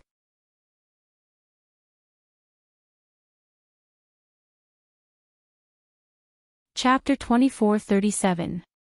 Old man, which road did that group of mercenaries take? He asked the stall owner beside him. Mercenaries. Oh, they took this road, the old man said as he pointed at a road. Thank you, Guan Shilin said as he left a gold coin at the stall. The old man looked at the gold coin and couldn't help but be stunned for a moment. When he came back to his senses, he saw that the man had already strode away. In front of him, in an inn, Yi Jing's beautiful face was cold. Her hands were tied behind her back, and the spiritual energy in her body seemed to have been sealed. Even though her white dress was slightly dirty and her hair was slightly messy, Yi Jing's expression was still cold. Her hands were tied behind her back, and the spiritual energy in her body seemed to have been sealed. However, she was still very eye-catching among those mercenaries.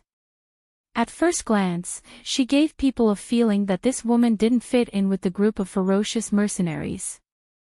Because of the woman's beautiful appearance and outstanding temperament, and because she was tied up, some people in the inn couldn't help but stare at the group of mercenaries and size them up. They guessed that this group of mercenaries had captured such a woman.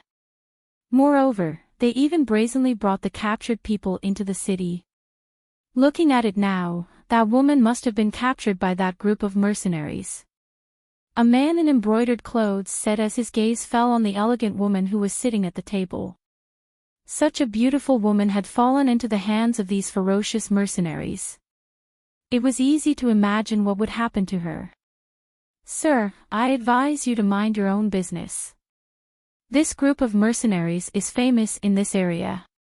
No one dares to provoke them, a practitioner said in a low voice. Famous. No one dares to provoke them. The man in embroidered clothes was stunned. He looked at the practitioner at the table next to him and asked, "Do you know this group of mercenaries?" "That's the 9-headed wolves mercenary group. Do you see the 9 people sitting around the 2 tables? The 9 of them are all at the peak of the nascent soul realm, and it is said that their eldest brother has just advanced to the fairy realm not long ago. Let's not talk about the 9 of them, just the 30 to 40 mercenaries with them are all at the gold core realm. The combat prowess of this mercenary group is well known in this area, and no one dares to provoke them. They often make a move on female loose cultivators, especially the beautiful female loose cultivators, and sell them. That woman is so beautiful, and her strength is no match for them, so it is normal for her to fall into their hands." When he heard them, the man in embroidered clothes that spoke earlier instantly didn't dare look at the woman again. He was deeply afraid that if he continued looking at her, he would be unable to refrain from standing up for her. However, his strength truly didn't allow him to act like a hero and save a beauty. Yi Jing sat quietly while paying attention to the people in the inn. She wanted to see if anyone could save her from the hands of these people. At this moment, not only was her spiritual energy sealed, she couldn't even speak. Even if she wanted to ask for help, she could only wait for the right opportunity. Otherwise, she would not be able to escape and would instead provoke these mercenaries. However, when she looked around, although most of the people in the inn were looking in her direction, no one dared to stand up for her. Especially since these people's strength was no match for these mercenaries. Thus, even if she wanted to ask for help, it would be very difficult. When she thought about how she had fallen into the hands of these people, and how she had been escorted all the way here, and how they had said that they would sell her somewhere, although she was panicking, she didn't dare to show it on her face.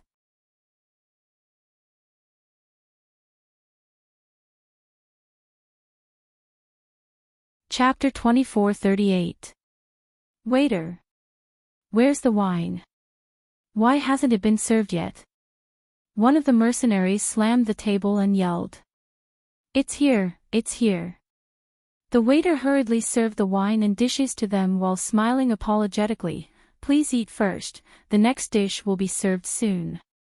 While the mercenaries were eating, Guan Shilin strode in from outside the inn. He glanced at Yi Jing, who was sitting in the middle of the mercenaries, and his eyes flashed when he saw that it was indeed her. He didn't expect Yi Jing to come here and fall into the hands of these mercenaries. Looking at her tired face and anxious expression, he guessed that she must have suffered a lot along the way. Waiter, a pot of wine. He walked in and sat down at a table facing the mercenaries. When he walked in with a murderous aura, the mercenaries became alert and unconsciously gripped the swords on the table. However, when they saw that the bearded man only sat down and ordered a pot of wine and didn't look in their direction, the mercenaries gradually relaxed. On the first floor of the inn, other than the 9 of them who were sitting at the 2 tables, the other mercenaries were sitting at the surrounding tables. However, because this table was facing the 9 of them, the other mercenaries didn't dare to sit down. Unexpectedly, Guan Shilin, who had just walked in, sat down. Yi Jing's eyes were filled with surprise and excitement when Guan Shilin walked in. However, she lowered her eyes and concealed it well, not letting the mercenaries next to her notice. Even though Guan Shilin had grown a large beard and even covered his face, she would never mistake that voice, that gaze, and that figure. At this moment, she felt an inexplicable sadness in her heart.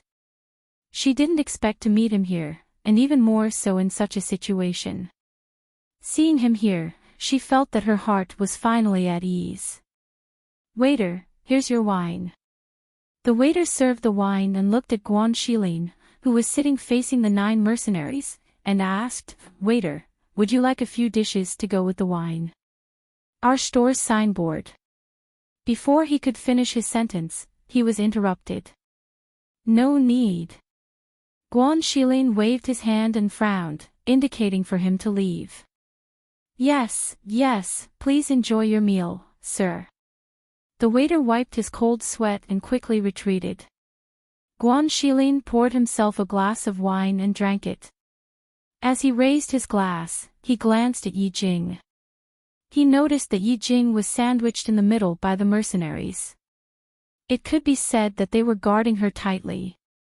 If he suddenly made a move, he was afraid that he would hurt Yi Jing. Therefore, he could only wait for an opportunity. While Zhao Hai was drinking, the other side was also drinking and laughing. When the mercenaries were full, the 9 stood up and said, We're going to hand over the goods. You guys wait here for us to come back. Yes. The mercenaries all stood up and replied. They watched as the 9 men led the beautiful woman out of the inn. Only then did they continue drinking and laughing. Seeing them leave, Guan Shilin put down his glass, paid the bill, and followed them out with the wine jug in his hand. He didn't follow slowly behind them. Instead, he swayed slightly as he walked and drank from the wine jug in his hand. He looked like a drunkard, swaying left and right. Many people who saw him quickly avoided him.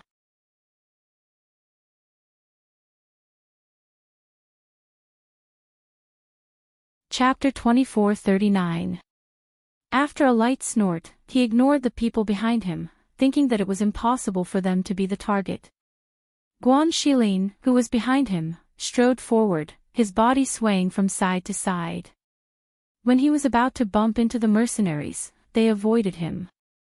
"Don't you look where you're going? Are you looking for death?" One of them shouted in a sinister voice, raising his fist to punch Guan Xilin. Burp. Guan Xilin burped, raised the wine pot in his hand and asked, "Drink, drink. Get lost. If I see you again, I'll beat you to death." The mercenary shouted in a gloomy voice. Hee, okay. Guan Xilin said with a smile. Then, with a swaying step, his body fell towards those people, and the wine in the wine pot in his hand spilled out.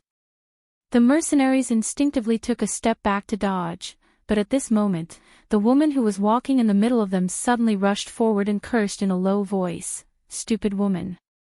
Trying to run." When they reached out to grab her, they saw that the drunkard suddenly stood up straight and pulled the woman to his side. At the same time, he waved the big knife in his other hand and slashed towards their heads, scaring them so much that they quickly took a few steps back. "Yi Jing, how are you?" Guan Xilin asked. His eyes were clear and his voice was low, without the slightest hint of drunkenness from before. Yi Jing opened her mouth, but couldn't say a word. She could only look at him with a pair of joyful eyes. Guan Xilin frowned, and while untying the rope behind her, he asked, "Was your pressure point hit?" After seeing Yi Jing nod her head, he injected profound energy into his hand and tapped twice on her body to release her mute acupoint. Yi Jing groaned and said, "They sealed my spiritual power. Don't worry, I'll help you undo it later. Just wait here while I deal with these people." He reached out and pushed her behind him, indicating for her to stand aside. "Be careful, the leader has the strength of a fairy realm cultivator." At this time, she did not know how powerful Guan Xilin was, so she could not help but feel a little worried. "Yes, I know." Guan Xilin replied in a low voice, revealing a comforting smile. However, when he turned to look at the mercenaries, the bloodthirsty fierceness in his eyes was extremely shocking. "So it's an old flame. Then don't blame us for killing you," the 9 mercenaries said in a gloomy voice. In an instant, the 9 of them flew forward and viciously attacked his vital points. However, the person standing in front of them today was Guan Xilin, not an ordinary cultivator. Therefore, all of them would fall into his hands. "How dare you touch my people, you're courting death!" Guan Xilin shouted in a low voice. His figure, which was like Mount Tai, rushed out in an instant. With a wave of the large blade in his hand, the biting cold chi of the blade, which was mixed with a bloodthirsty murderous aura, attacked with the force of thunder. A powerful pressure spread out in an instant, pouncing towards the 9 people like a fierce tiger. On the side, Yi Jing, who was nervously watching Guan Xilin fight with the mercenaries, couldn't help but blush when she heard Guan Xilin say that they were his people.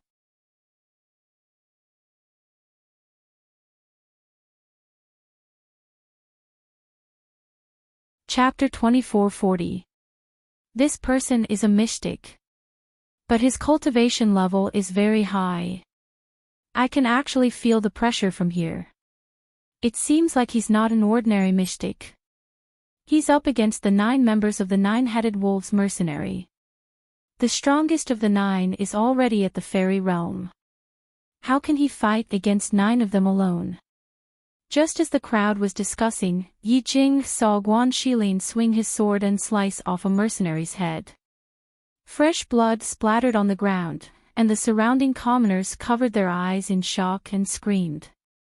"Ah!" Hiss. The commoners' screams were mixed with the cultivators' gasps. They looked at the man who was filled with a strong desire to fight and a terrifying aura. They couldn't help but be shocked. His clean and nimble movements, his thick fighting spirit, and his intimidating aura gave them a strong visual shock. Could this person really fight against 9 people by himself? While they were distracted, they saw that 2 of the 9 people were already dead. As for the mercenaries in the inn, they rushed out after hearing the commotion. When they saw the scene in front of them, their eyes turned red as they drew their swords and rushed forward. Seeing the mercenaries join in the battle, Yi Jing couldn't help but panic. She was worried that Guan Shilin couldn't deal with so many people alone. However, she wanted to help. Not to mention that her spiritual power was sealed. Even if it wasn't, she wouldn't be a match for these people. For the time being, she could only stand by and watch anxiously. On the street, when the news of a bearded man fighting against the 9-headed wolves mercenary spread, many people came to watch. One had to know that no one dared to provoke the 9-headed wolves in this area. Now, someone actually dared to attack them. They couldn't help but be curious. Who was this person? How dare he fight against the 9-headed wolves mercenary by himself? The sounds of battle, the clanging of swords and sabers clashing, the low roars and screams caused the surroundings to become silent. Everyone held their breaths as they looked at the group of people who were fighting to the death. The ground was covered in blood and corpses, and all of them were horrified. They were so nervous that they clenched their fists. When 2 strong cultivators fought, those who were not as strong as them were unable to get close to them at all. They were even slowed down under the powerful pressure, which gave Guan Shilin the opportunity to kill them. Corpses fell down one after another. Some were cut in half at the waist, some had their necks cut off, and some were stabbed to death. The bloody scene was overwhelming, and it made the leader of the 9-headed wolves flustered and exasperated. "You killed so many of my brothers. Who the hell are you? Tell me your name if you have the guts. Even if I told you, you wouldn't know your grandpa Guan." Guan Shilin snorted coldly. He pointed the large blade in his hand at the ground and glared at the fairy realm mercenaries. "Today, none of you will be able to escape." As soon as he finished speaking, his figure quickly swept out. Because he was so fast, no one could see his figure clearly. They only knew that a shadow flashed past, and in the blink of an eye, he had already swung his blade at the fairy realm mercenary. The fairy realm mercenary used the long sword in his hand to block, but who knew that his strength would be suppressed bit by bit? His body was pressed down, and his whole body was bent backwards. When he saw the long blade, which was shining with a cold light, pressing down on him, and the aura of death enveloping him, he couldn't help but break out in a cold sweat.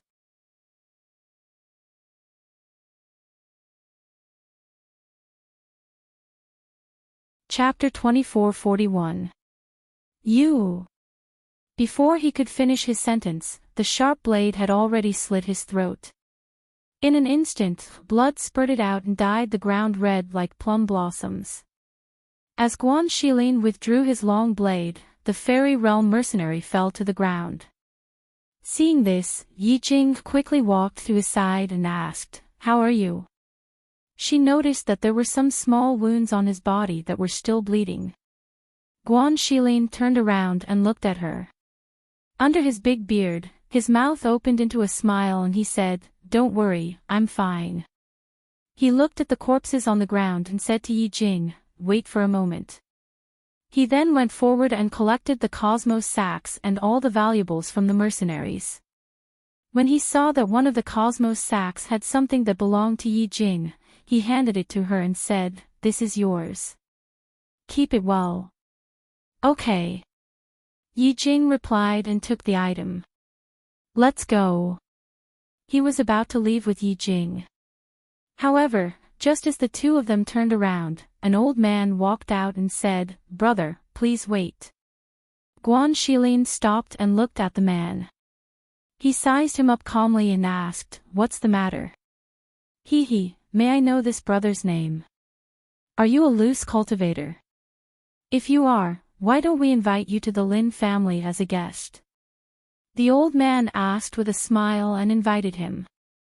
Guan Shilin said slowly, "I'm sorry, I'm not a loose cultivator."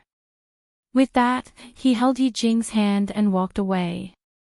The surrounding people saw the two of them walking away and their hearts couldn't help but tremble.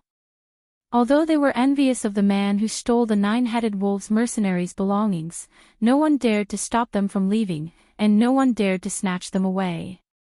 This was because they knew that the bearded man was very powerful. Even the nine-headed wolf's mercenary was no match for him, let alone them. The guards of the city watched from the crowd as they left, but they didn't dare to stop them. They could only accept their fate and clean up the corpses. After they left, a cultivator suddenly exclaimed, "Ah! I remember now. This person was the elder brother of Fingzhou, the ghost doctor of Hundred River City's Heavenly Dan building, Guan Shilin. I once saw him at the Hundred River City's Heavenly Dan building. He helped to repel some people who went to the Heavenly Dan building to cause trouble." The cultivator said excitedly, "That long saber is Guan Shilin's weapon. I didn't expect such a person to appear in this small town. If he didn't call himself Grandpa Guan, I wouldn't have remembered who he was." Hearing this, the crowd went into an uproar. Who was Fingzhou the ghost doctor? That was the hottest topic in everyone's minds. If that person was her brother, then everyone could understand why he was so strong. While the people here were discussing, on the other side, Guan Shilin brought Yi Jing to an inn and asked the waiter to book 2 rooms. After entering the room, he said to Yi Jing, "Sit down, I'll help you unlock your sealed spiritual power." Yi Jing nodded and sat at the table with her back turned. Guan Shilin channeled his qi into Yi Jing's hand and unsealed her spiritual power. Not long after, he unsealed her acupoints. He saw that Yi Jing's forehead was sweating and she looked exhausted. He said to her, "You should rest. I'll ask the waiter to prepare hot water for your bath."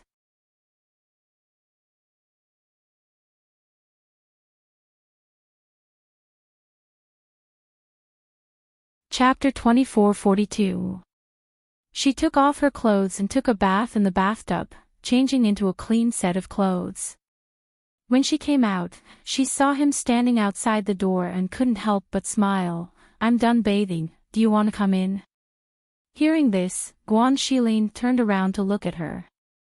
He saw that she was wearing a white dress, and her hair was still dripping with water. Her elegant face was flushed because she had just taken a bath, and she looked much more energetic than before. Seeing her standing by the door and looking at him with a smile, he nodded his head and called for the waiter downstairs to serve the food and wine before walking in. Since the waiter was about to serve the food, the door was left open. The two sat down at the table, and Guan Shiwei looked at her and asked, "When did you come over? How did you meet those mercenaries? I thought that you were all here, so I wanted to come over and see if I could meet you. Originally, I was traveling with a family that was training. However, we were separated and met the 9 Wolves mercenary group, which led to me falling into their hands." Speaking of this, her voice paused, and her beautiful eyes looked at him, unable to hide her joy. "On the way, I tried to ask for help, but I never had the chance. I didn't expect to meet you here. It's dangerous for a woman like you to travel alone here, especially when some of the loose cultivators and mercenaries here are very strong. Survival of the fittest is a common occurrence here. I can only say that you're lucky to meet me here." Guan Shilin smiled and said, "Actually, before this, I was captured by the demons and was imprisoned for almost a year. I only recently escaped, and I was passing by here on my way back to Hundred River City to find Fingzhou." Hearing this, Yi Jing exclaimed in surprise, "What? You were captured by the demons. And imprisoned for almost a year. Yes, it's a long story. He smiled and paused, seeing that the waiter had already come in with the food and wine. Sir, these are the signature dishes of this small shop. The waiter left after serving the food and wine, and even closed the door for the two of them. Guan Shilin poured a glass of wine for her and asked, "How have you been these past few years? Is there anyone in the family urging you?" No. She shook her head and revealed a gentle smile.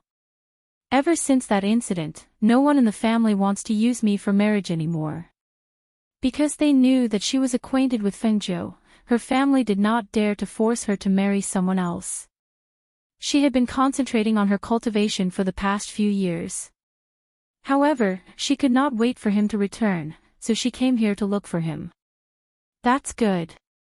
I asked Xiao Jiu to inform the people in the black market to take care of you. However, they didn't send the news that you were here. Perhaps it's because I was imprisoned and couldn't receive any news. How did you end up provoking the demon race here?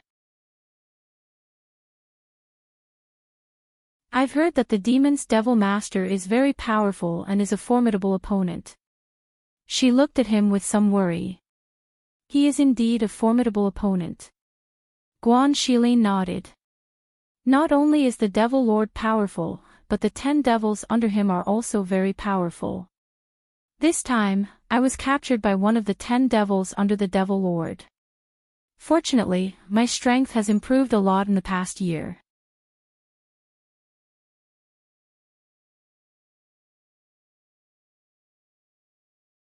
Chapter 24:43. The two of them chatted casually in the room, talking about the events of the past few years. Before they knew it, a whole day had passed. As the sky gradually darkened, Guan Shilin stood up. Ah Jing, have a good night's sleep tonight. Get enough rest. We'll leave together tomorrow. What about you? Yi Jing couldn't help but stand up and ask. Seeing her nervous expression, Guan Shilin smiled and comforted her. Don't worry, I'm staying next door. Don't worry and sleep. I'll watch over you. You'll be fine. Hearing him say this, Yi Jing felt relieved and replied, okay. She saw him out and watched him enter the room next door before she turned and went back into her room. After the waiter tidied up the room, Yi Jing went into the inner room to rest. That night, because of her encounter with Guan Shilin, she was finally able to put down her worries. The next morning, after Yi Jing woke up, she knocked on Guan Shilin's door. When she saw him open the door with a sleepy face and his beard still covering his face, she couldn't help but chuckle. Why didn't you shave your beard? I didn't stay idle on the way here. I didn't pay attention to my beard, so it just grew so long. He smiled and stroked his beard, asking, did I scare you? No, it's just that it's rare to see you with such a long beard. She chuckled and said, why don't I shave it for you? Sure. Guan Shilin was happy and let her into the room, saying, I was planning to shave it when we get back to the city, but with your help, it couldn't be better. He lay down on the soft couch and only closed his eyes to rest when he saw Yi Jing go into the inner room to get some water. This was the first time she had done something like this for him. Although Yi Jing didn't show any shyness on her face, there was still a hint of shyness in her beautiful eyes. She looked at the man lying on his back with his eyes closed with affection and her cheeks flushed red. She suppressed her wildly beating heart and stepped forward to gently shave his beard. With his eyes closed, Guan Shilin could only feel a delicate fragrance coming from her body as she leaned over. The fragrance made his mind sway, especially when he felt her hands moving back and forth on his face. The soft touch made him open his eyes involuntarily. He was originally lying on his back, but when he opened his eyes, he immediately saw her beautiful and elegant countenance leaning over him.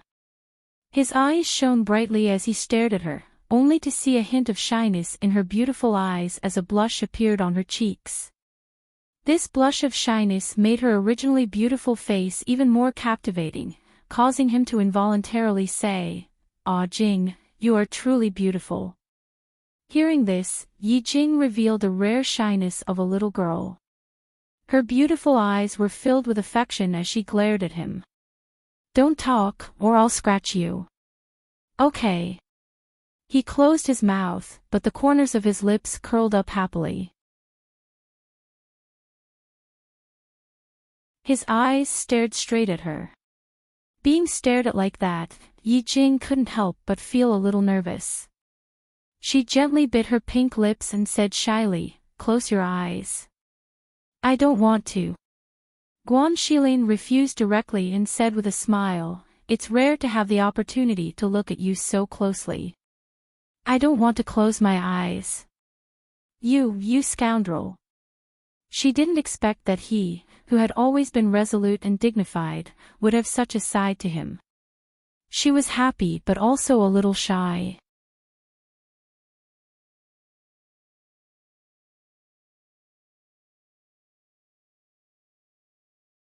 Chapter 2444.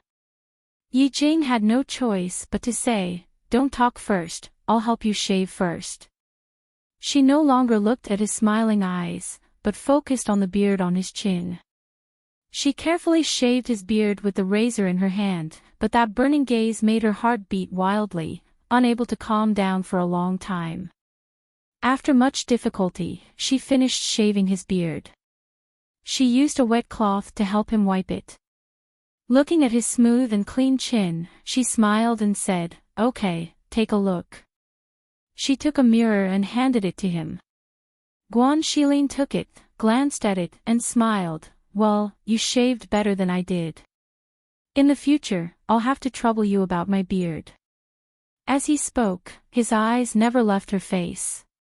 Hearing the meaning of these words, her face overflowed with shyness.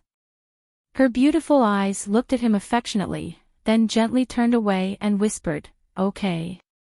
Guan Shilin held her hand and said, "After the demon's matter is settled, I'll find a time to go to your house to propose marriage." As he spoke, he smiled and said, "Xiao Jiu said that he'll accompany me. Also, because my parents are no longer around, I'll invite my adoptive father and the others to visit." Hearing this, joy and shyness appeared on her face. She looked at him, her delicate face slightly lowered, and her eyes didn't dare to look at him directly. She softly replied, "Okay." Early in the morning, the two looked at each other affectionately in the room. It wasn't until the waiter knocked on the door that the two of them came back to their senses. "Guest, Arin's early morning breakfast is fresh out of the oven, would you like to try some?" In the room, the two of them looked at each other and smiled, then walked out together. On the first floor, Guan Shilin asked the waiter to serve some breakfast. After a simple meal, Yi Jing said, "I want to buy some dry food to eat on the way, come with me." "Okay." Guan Shilin replied. After paying the bill for the room, he accompanied her to the street outside. Perhaps it was because many people had seen the scene yesterday, but when some people saw the two of them walking together, they looked at them from time to time. Especially when they saw that the bearded man from yesterday had become a resolute and handsome man today, they were all a little dumbfounded.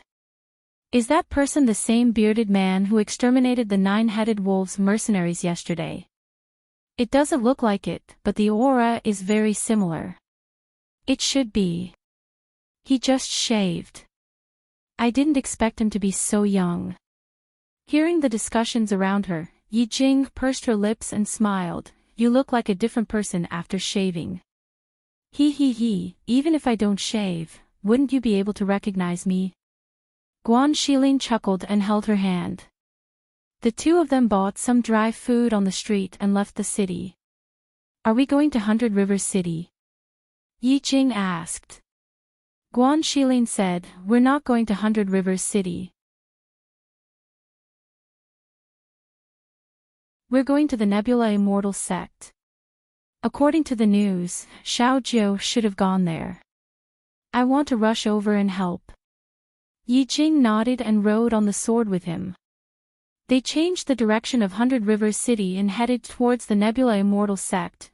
On the other side, Feng Yi and the others who had come to the city to rest also heard the discussions in the inn. Hearing the discussions, little Feng Yi couldn't help but rub his chin and think. His niece had gone up against the demons. Could it be that she wasn't at Hundred Rivers City's heavenly pill dispensary? What if they went to Hundred Rivers City and she wasn't there?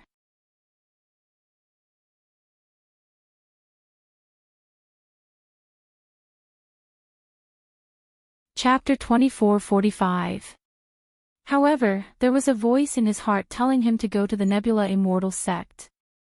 He had always heard from Yang Yang how powerful his niece was, but he had never seen it for himself. If he didn't go to the Hundred River City's heavenly pill house and went to the Nebula Immortal sect instead, he might be able to take this opportunity to see if she was really that powerful. The more he thought about it, the more he wanted to go to the Nebula Immortal sect to watch the show.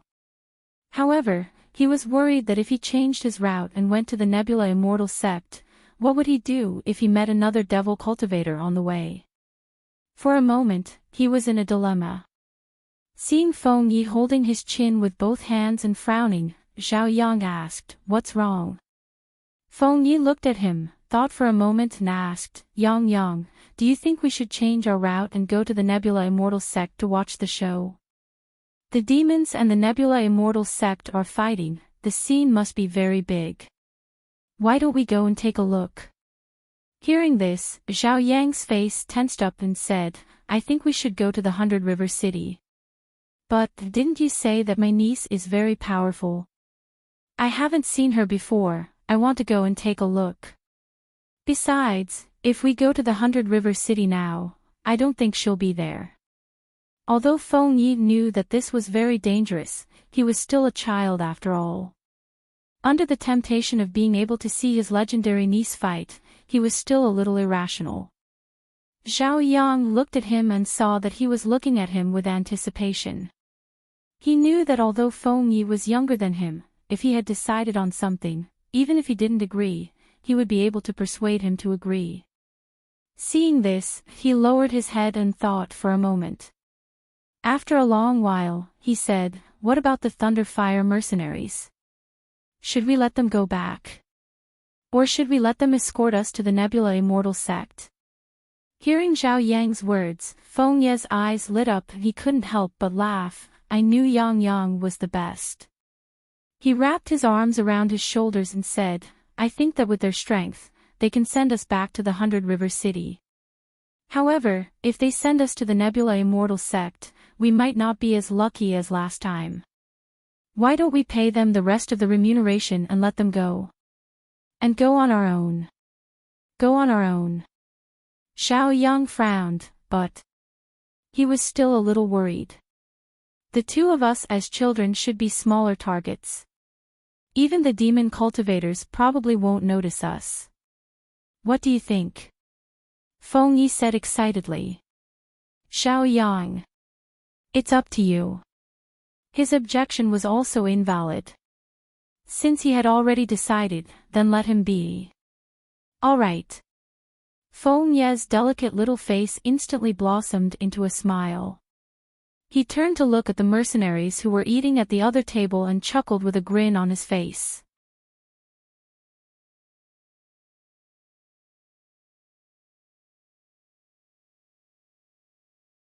Chapter 24:46. Yes, yes. Feng Yi nodded in response. That place has been in chaos recently, so it's not suitable for you two children to go there. Didn't you say that you have relatives in Hundred River City? It's better to send you to Hundred River City. No need, no need. Feng Yi waved his small hand and said, "We can go by ourselves. Moreover, we don't plan to take the main road, nor do we want to get close. We just want to watch from afar, so there won't be any danger." Seeing that he insisted on going to the Nebula Immortal sect, Su Yan was silent for a moment before saying, "Since that's the case, we'll send you there." Feng Yi blinked and said, "But since we've accepted the mission, we have to complete it. Even if you change your destination, we have to send you there safely. Su Yan did not give him the chance to speak. He stood up and turned to speak to his brothers behind him. When the mercenaries heard this, they nodded their heads in agreement. Letting the two children go to the territory of the Nebula Immortal sect by themselves was a bit unreasonable. Especially since they had received such a generous commission from him. Seeing this, Feng Yi did not say anything else. It was naturally better to have them protect him than to travel alone. However, he was indeed worried that if he encountered a devil cultivator again, the people of the Thunder Fire mercenary group would all be killed. I know a shortcut to get to the Nebula Immortal sect's territory. We'll rest here tonight and set off tomorrow morning. Su Yan said to Feng Yi and Feng Yi. All right. Feng Yi nodded and said, then you can keep these commissions first. Hearing this, Su Yan didn't refuse and put away the commission. On this day, they first replenished their rations and sent someone to buy some medicine for treating knife wounds to protect themselves. The group of people rested for a night in the inn. Then, they set off on their journey the next morning as soon as the sky brightened. On the other side, the simple and unremarkable Feng Jiu arrived at the territory of the Nebula Immortal sect. She did not use the teleportation scroll to directly arrive at the entrance of the Nebula Immortal sect. Instead, she first walked around the area and set up some spirit formations and spirit formations. When she was resting on a tree, she heard some faint sounds. How strange, our Nebula Immortal sect originally didn't have that many formations and barriers around us. Why are we encountering so many formations on this trip with Martial Uncle? If it weren't for Martial Uncle watching over us, I'm afraid we would all be trapped in the array formation. I don't know who set it up, but those arrays aren't easy to break. I heard from Master that in order to guard against the demons, he has sent out many people to patrol the area. However, in the past few days, other than the formations and boundaries, we haven't seen anyone from the demons. Could there be a mistake in the information? The demons can't possibly pick a fight with our Nebula Immortal sect. Impossible, the source of this news can't be wrong. It said that the ghost Dr. Fingzhou from the 100 River City's Heavenly Pill building sent a letter to our sect. It can't be wrong. Speaking of this ghost Dr. Fingzhou, I heard that she is the demons mentioned by the old man of Heavenly Secrets. Furthermore, it is said that if we were to really fight against the demons, only this ghost Dr. Fingzhou would have the strength to fight against them.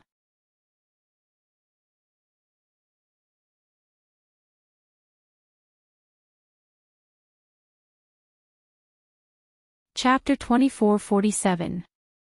Fingzhou, who was leaning on a tree, heard the group of Nebula Immortal sect disciples talking about her not far away.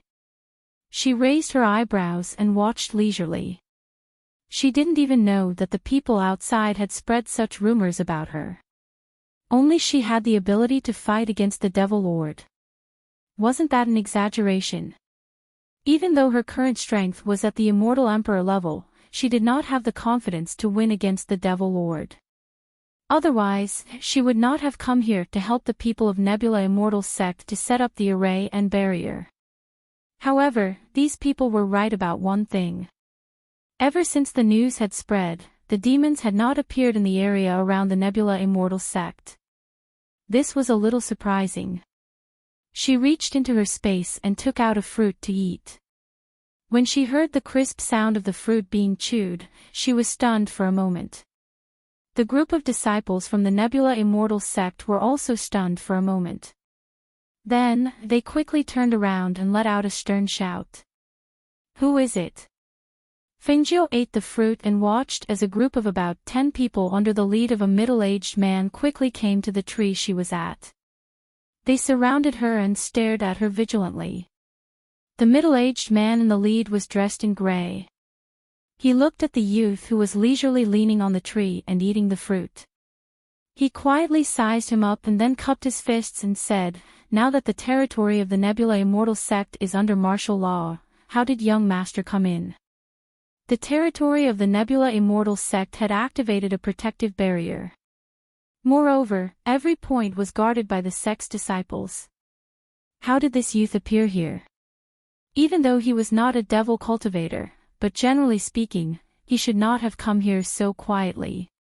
Especially when there were so many arrays and barriers around the area. I walked in. Fingio leaned on the tree and ate the fruit. One hand was behind her head. Her handsome face carried a smile as she looked at the people below. Do what you should do. Don't bother about me. Hearing this, the corners of the mouths of the people under the tree twitched. What did he mean by doing what they should do? They were the disciples in charge of patrolling. Moreover, this person's origin was unknown. How could they ignore him? This young master. Just as the middle-aged man was about to speak, he heard a commotion not far away. It seemed like someone had barged into some kind of array. They turned around and looked in that direction. They had not been there before. Could it be that there was also an array there? Marshal uncle, I'll go take a look with third junior brother. A disciple said and was about to bring a man beside him. Be careful. The middle-aged man said. When he thought of the youth on the tree, he had already jumped down from the tree.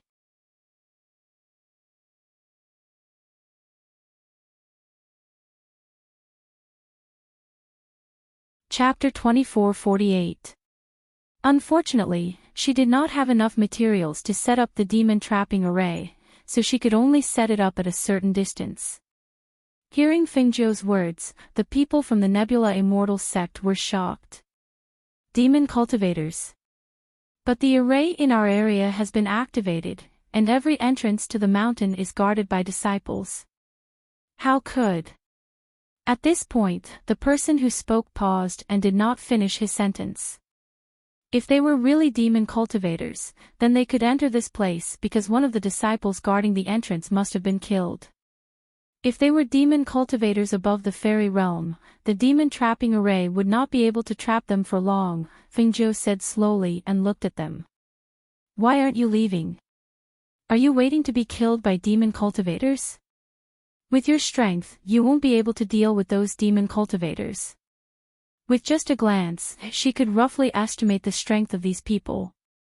The strongest was the middle-aged man whom these people called Marshal Uncle. He had the strength of a beginner in the fairy realm, but he could not withstand an attack from a demon cultivator. Hearing this, the middle-aged man pondered for a moment and said to the disciples around him, "The rest of you, quickly return to the sect and report to the sect leader. Tell them that demon cultivators have sneaked in." As he spoke, he looked at Fingio and said, "Sir, it's dangerous here. Follow the disciples of our sect up the mountain." Fingio raised her eyebrows and looked at the middle-aged man. She said, "I'm not leaving. I've always liked crowds. It's good to stay and watch. However, if you don't leave now, you won't be able to leave." As she spoke, she looked ahead and saw a few demonic cultivators cursing furiously. The middle-aged man also saw that the demon cultivators had broken out of the array, and their strength was above the fairy realm. He immediately shouted to the disciples of the other sects to quickly leave. Go back and report. But, Marshal Uncle, you... The disciples were worried. If they left, what would happen to Marshal Uncle? With Marshal Uncle's strength, how could he fight against those demon cultivators? Quickly report to the sect leader. We will release a signal and ask the patrolling teams of the nearby sects to come and help.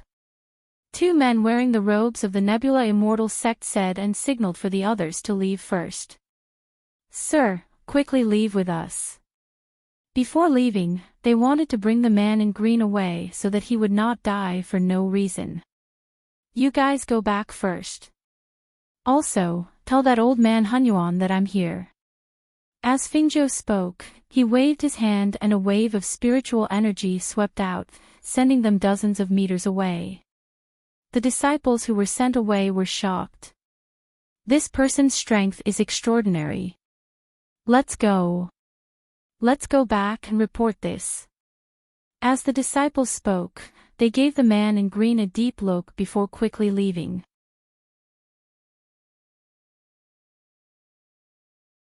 The middle-aged man and the two men who stayed behind had been vigilantly staring at the devil cultivators who were walking towards them. They did not notice the scene where Fingio waved his hand and sent the disciples off.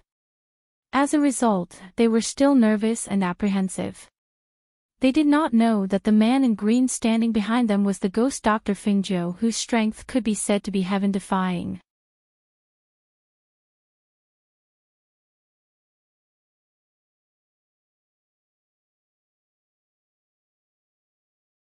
Chapter 2449. The people from the Nebula Immortal sect actually dared to set up such a formation to wait for us. Good. Very good. One of them said sinisterly, his bloodthirsty gaze fixed firmly on the few people in front of him.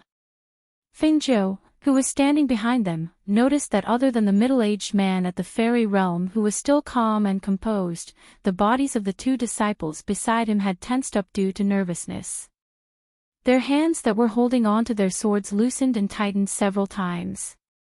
From time to time, they pursed their lips and the back of their robes were drenched in sweat due to nervousness. She smiled slightly and retracted her gaze from their bodies.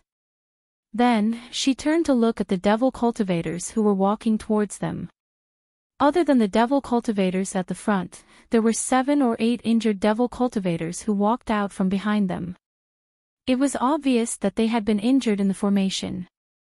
Other than the 7 or 8 injured devil cultivators at the back, the people in front of them were all at the middle and peak of the fairy realm. This great disparity in strength caused the 3 people from the Nebula Immortal sect to reveal a grave expression. Senior Uncle, I'm afraid that even if we send out a distress signal, the surrounding disciples will not be able to defend against these devil cultivators. Although the 2 male disciples had grave expressions, they could still see the situation clearly. They knew that even if they sent out a distress signal to the surrounding patrolling teams, they would only increase the number of deaths. Let's fight. Even if we have to risk our lives, we have to fight. There's no need to send out a signal. The people in front are all at the fairy realm. There are even some at the peak of the fairy realm. The ones behind them are even at the nascent soul realm. Unless it's a peak master or an elder from the sect, any ordinary disciple who comes here will only die in vain. Fingio, who was behind them, raised her eyebrows and the corners of her mouth curled into a smile. The people from the Nebula Immortal sect are not bad. She stood still and watched as the devil cultivators who were at the fairy realm and above suddenly attacked.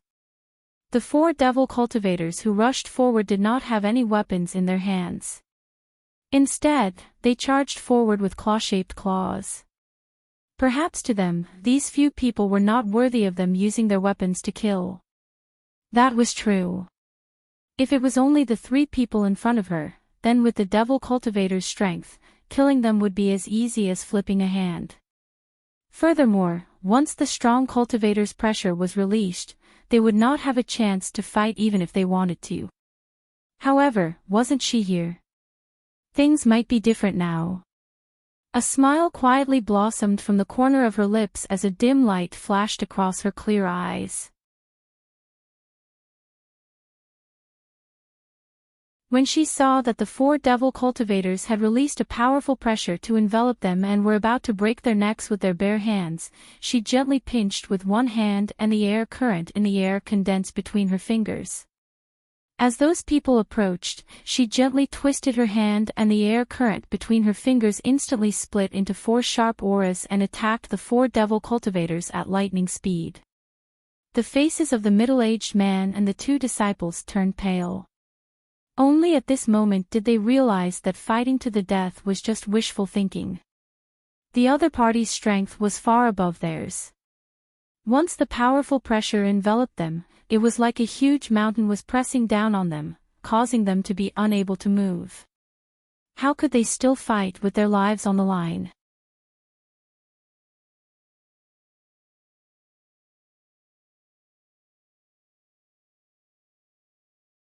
Chapter 2450.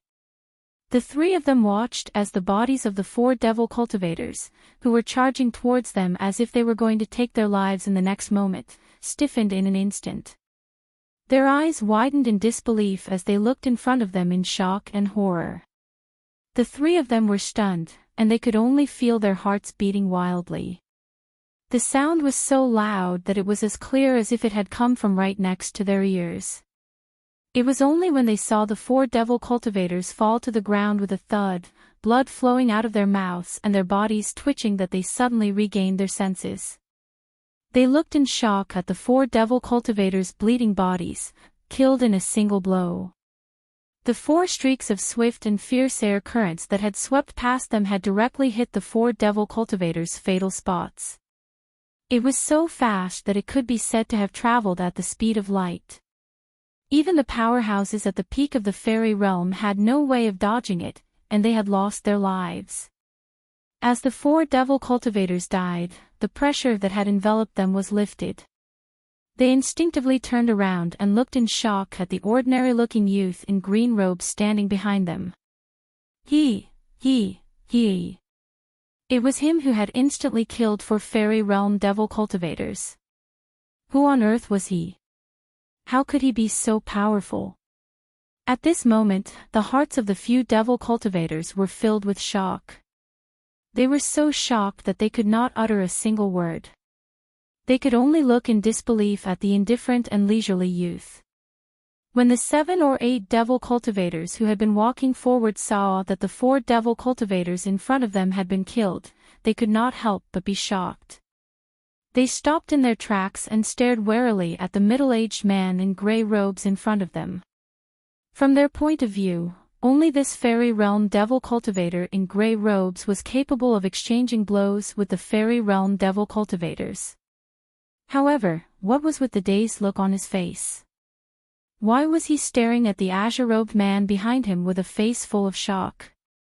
Only the remaining cultivator at the peak of the fairy realm took a step back when he saw this scene. He stared warily at the man in green robes standing behind them and asked in a cold voice, "Who are you?"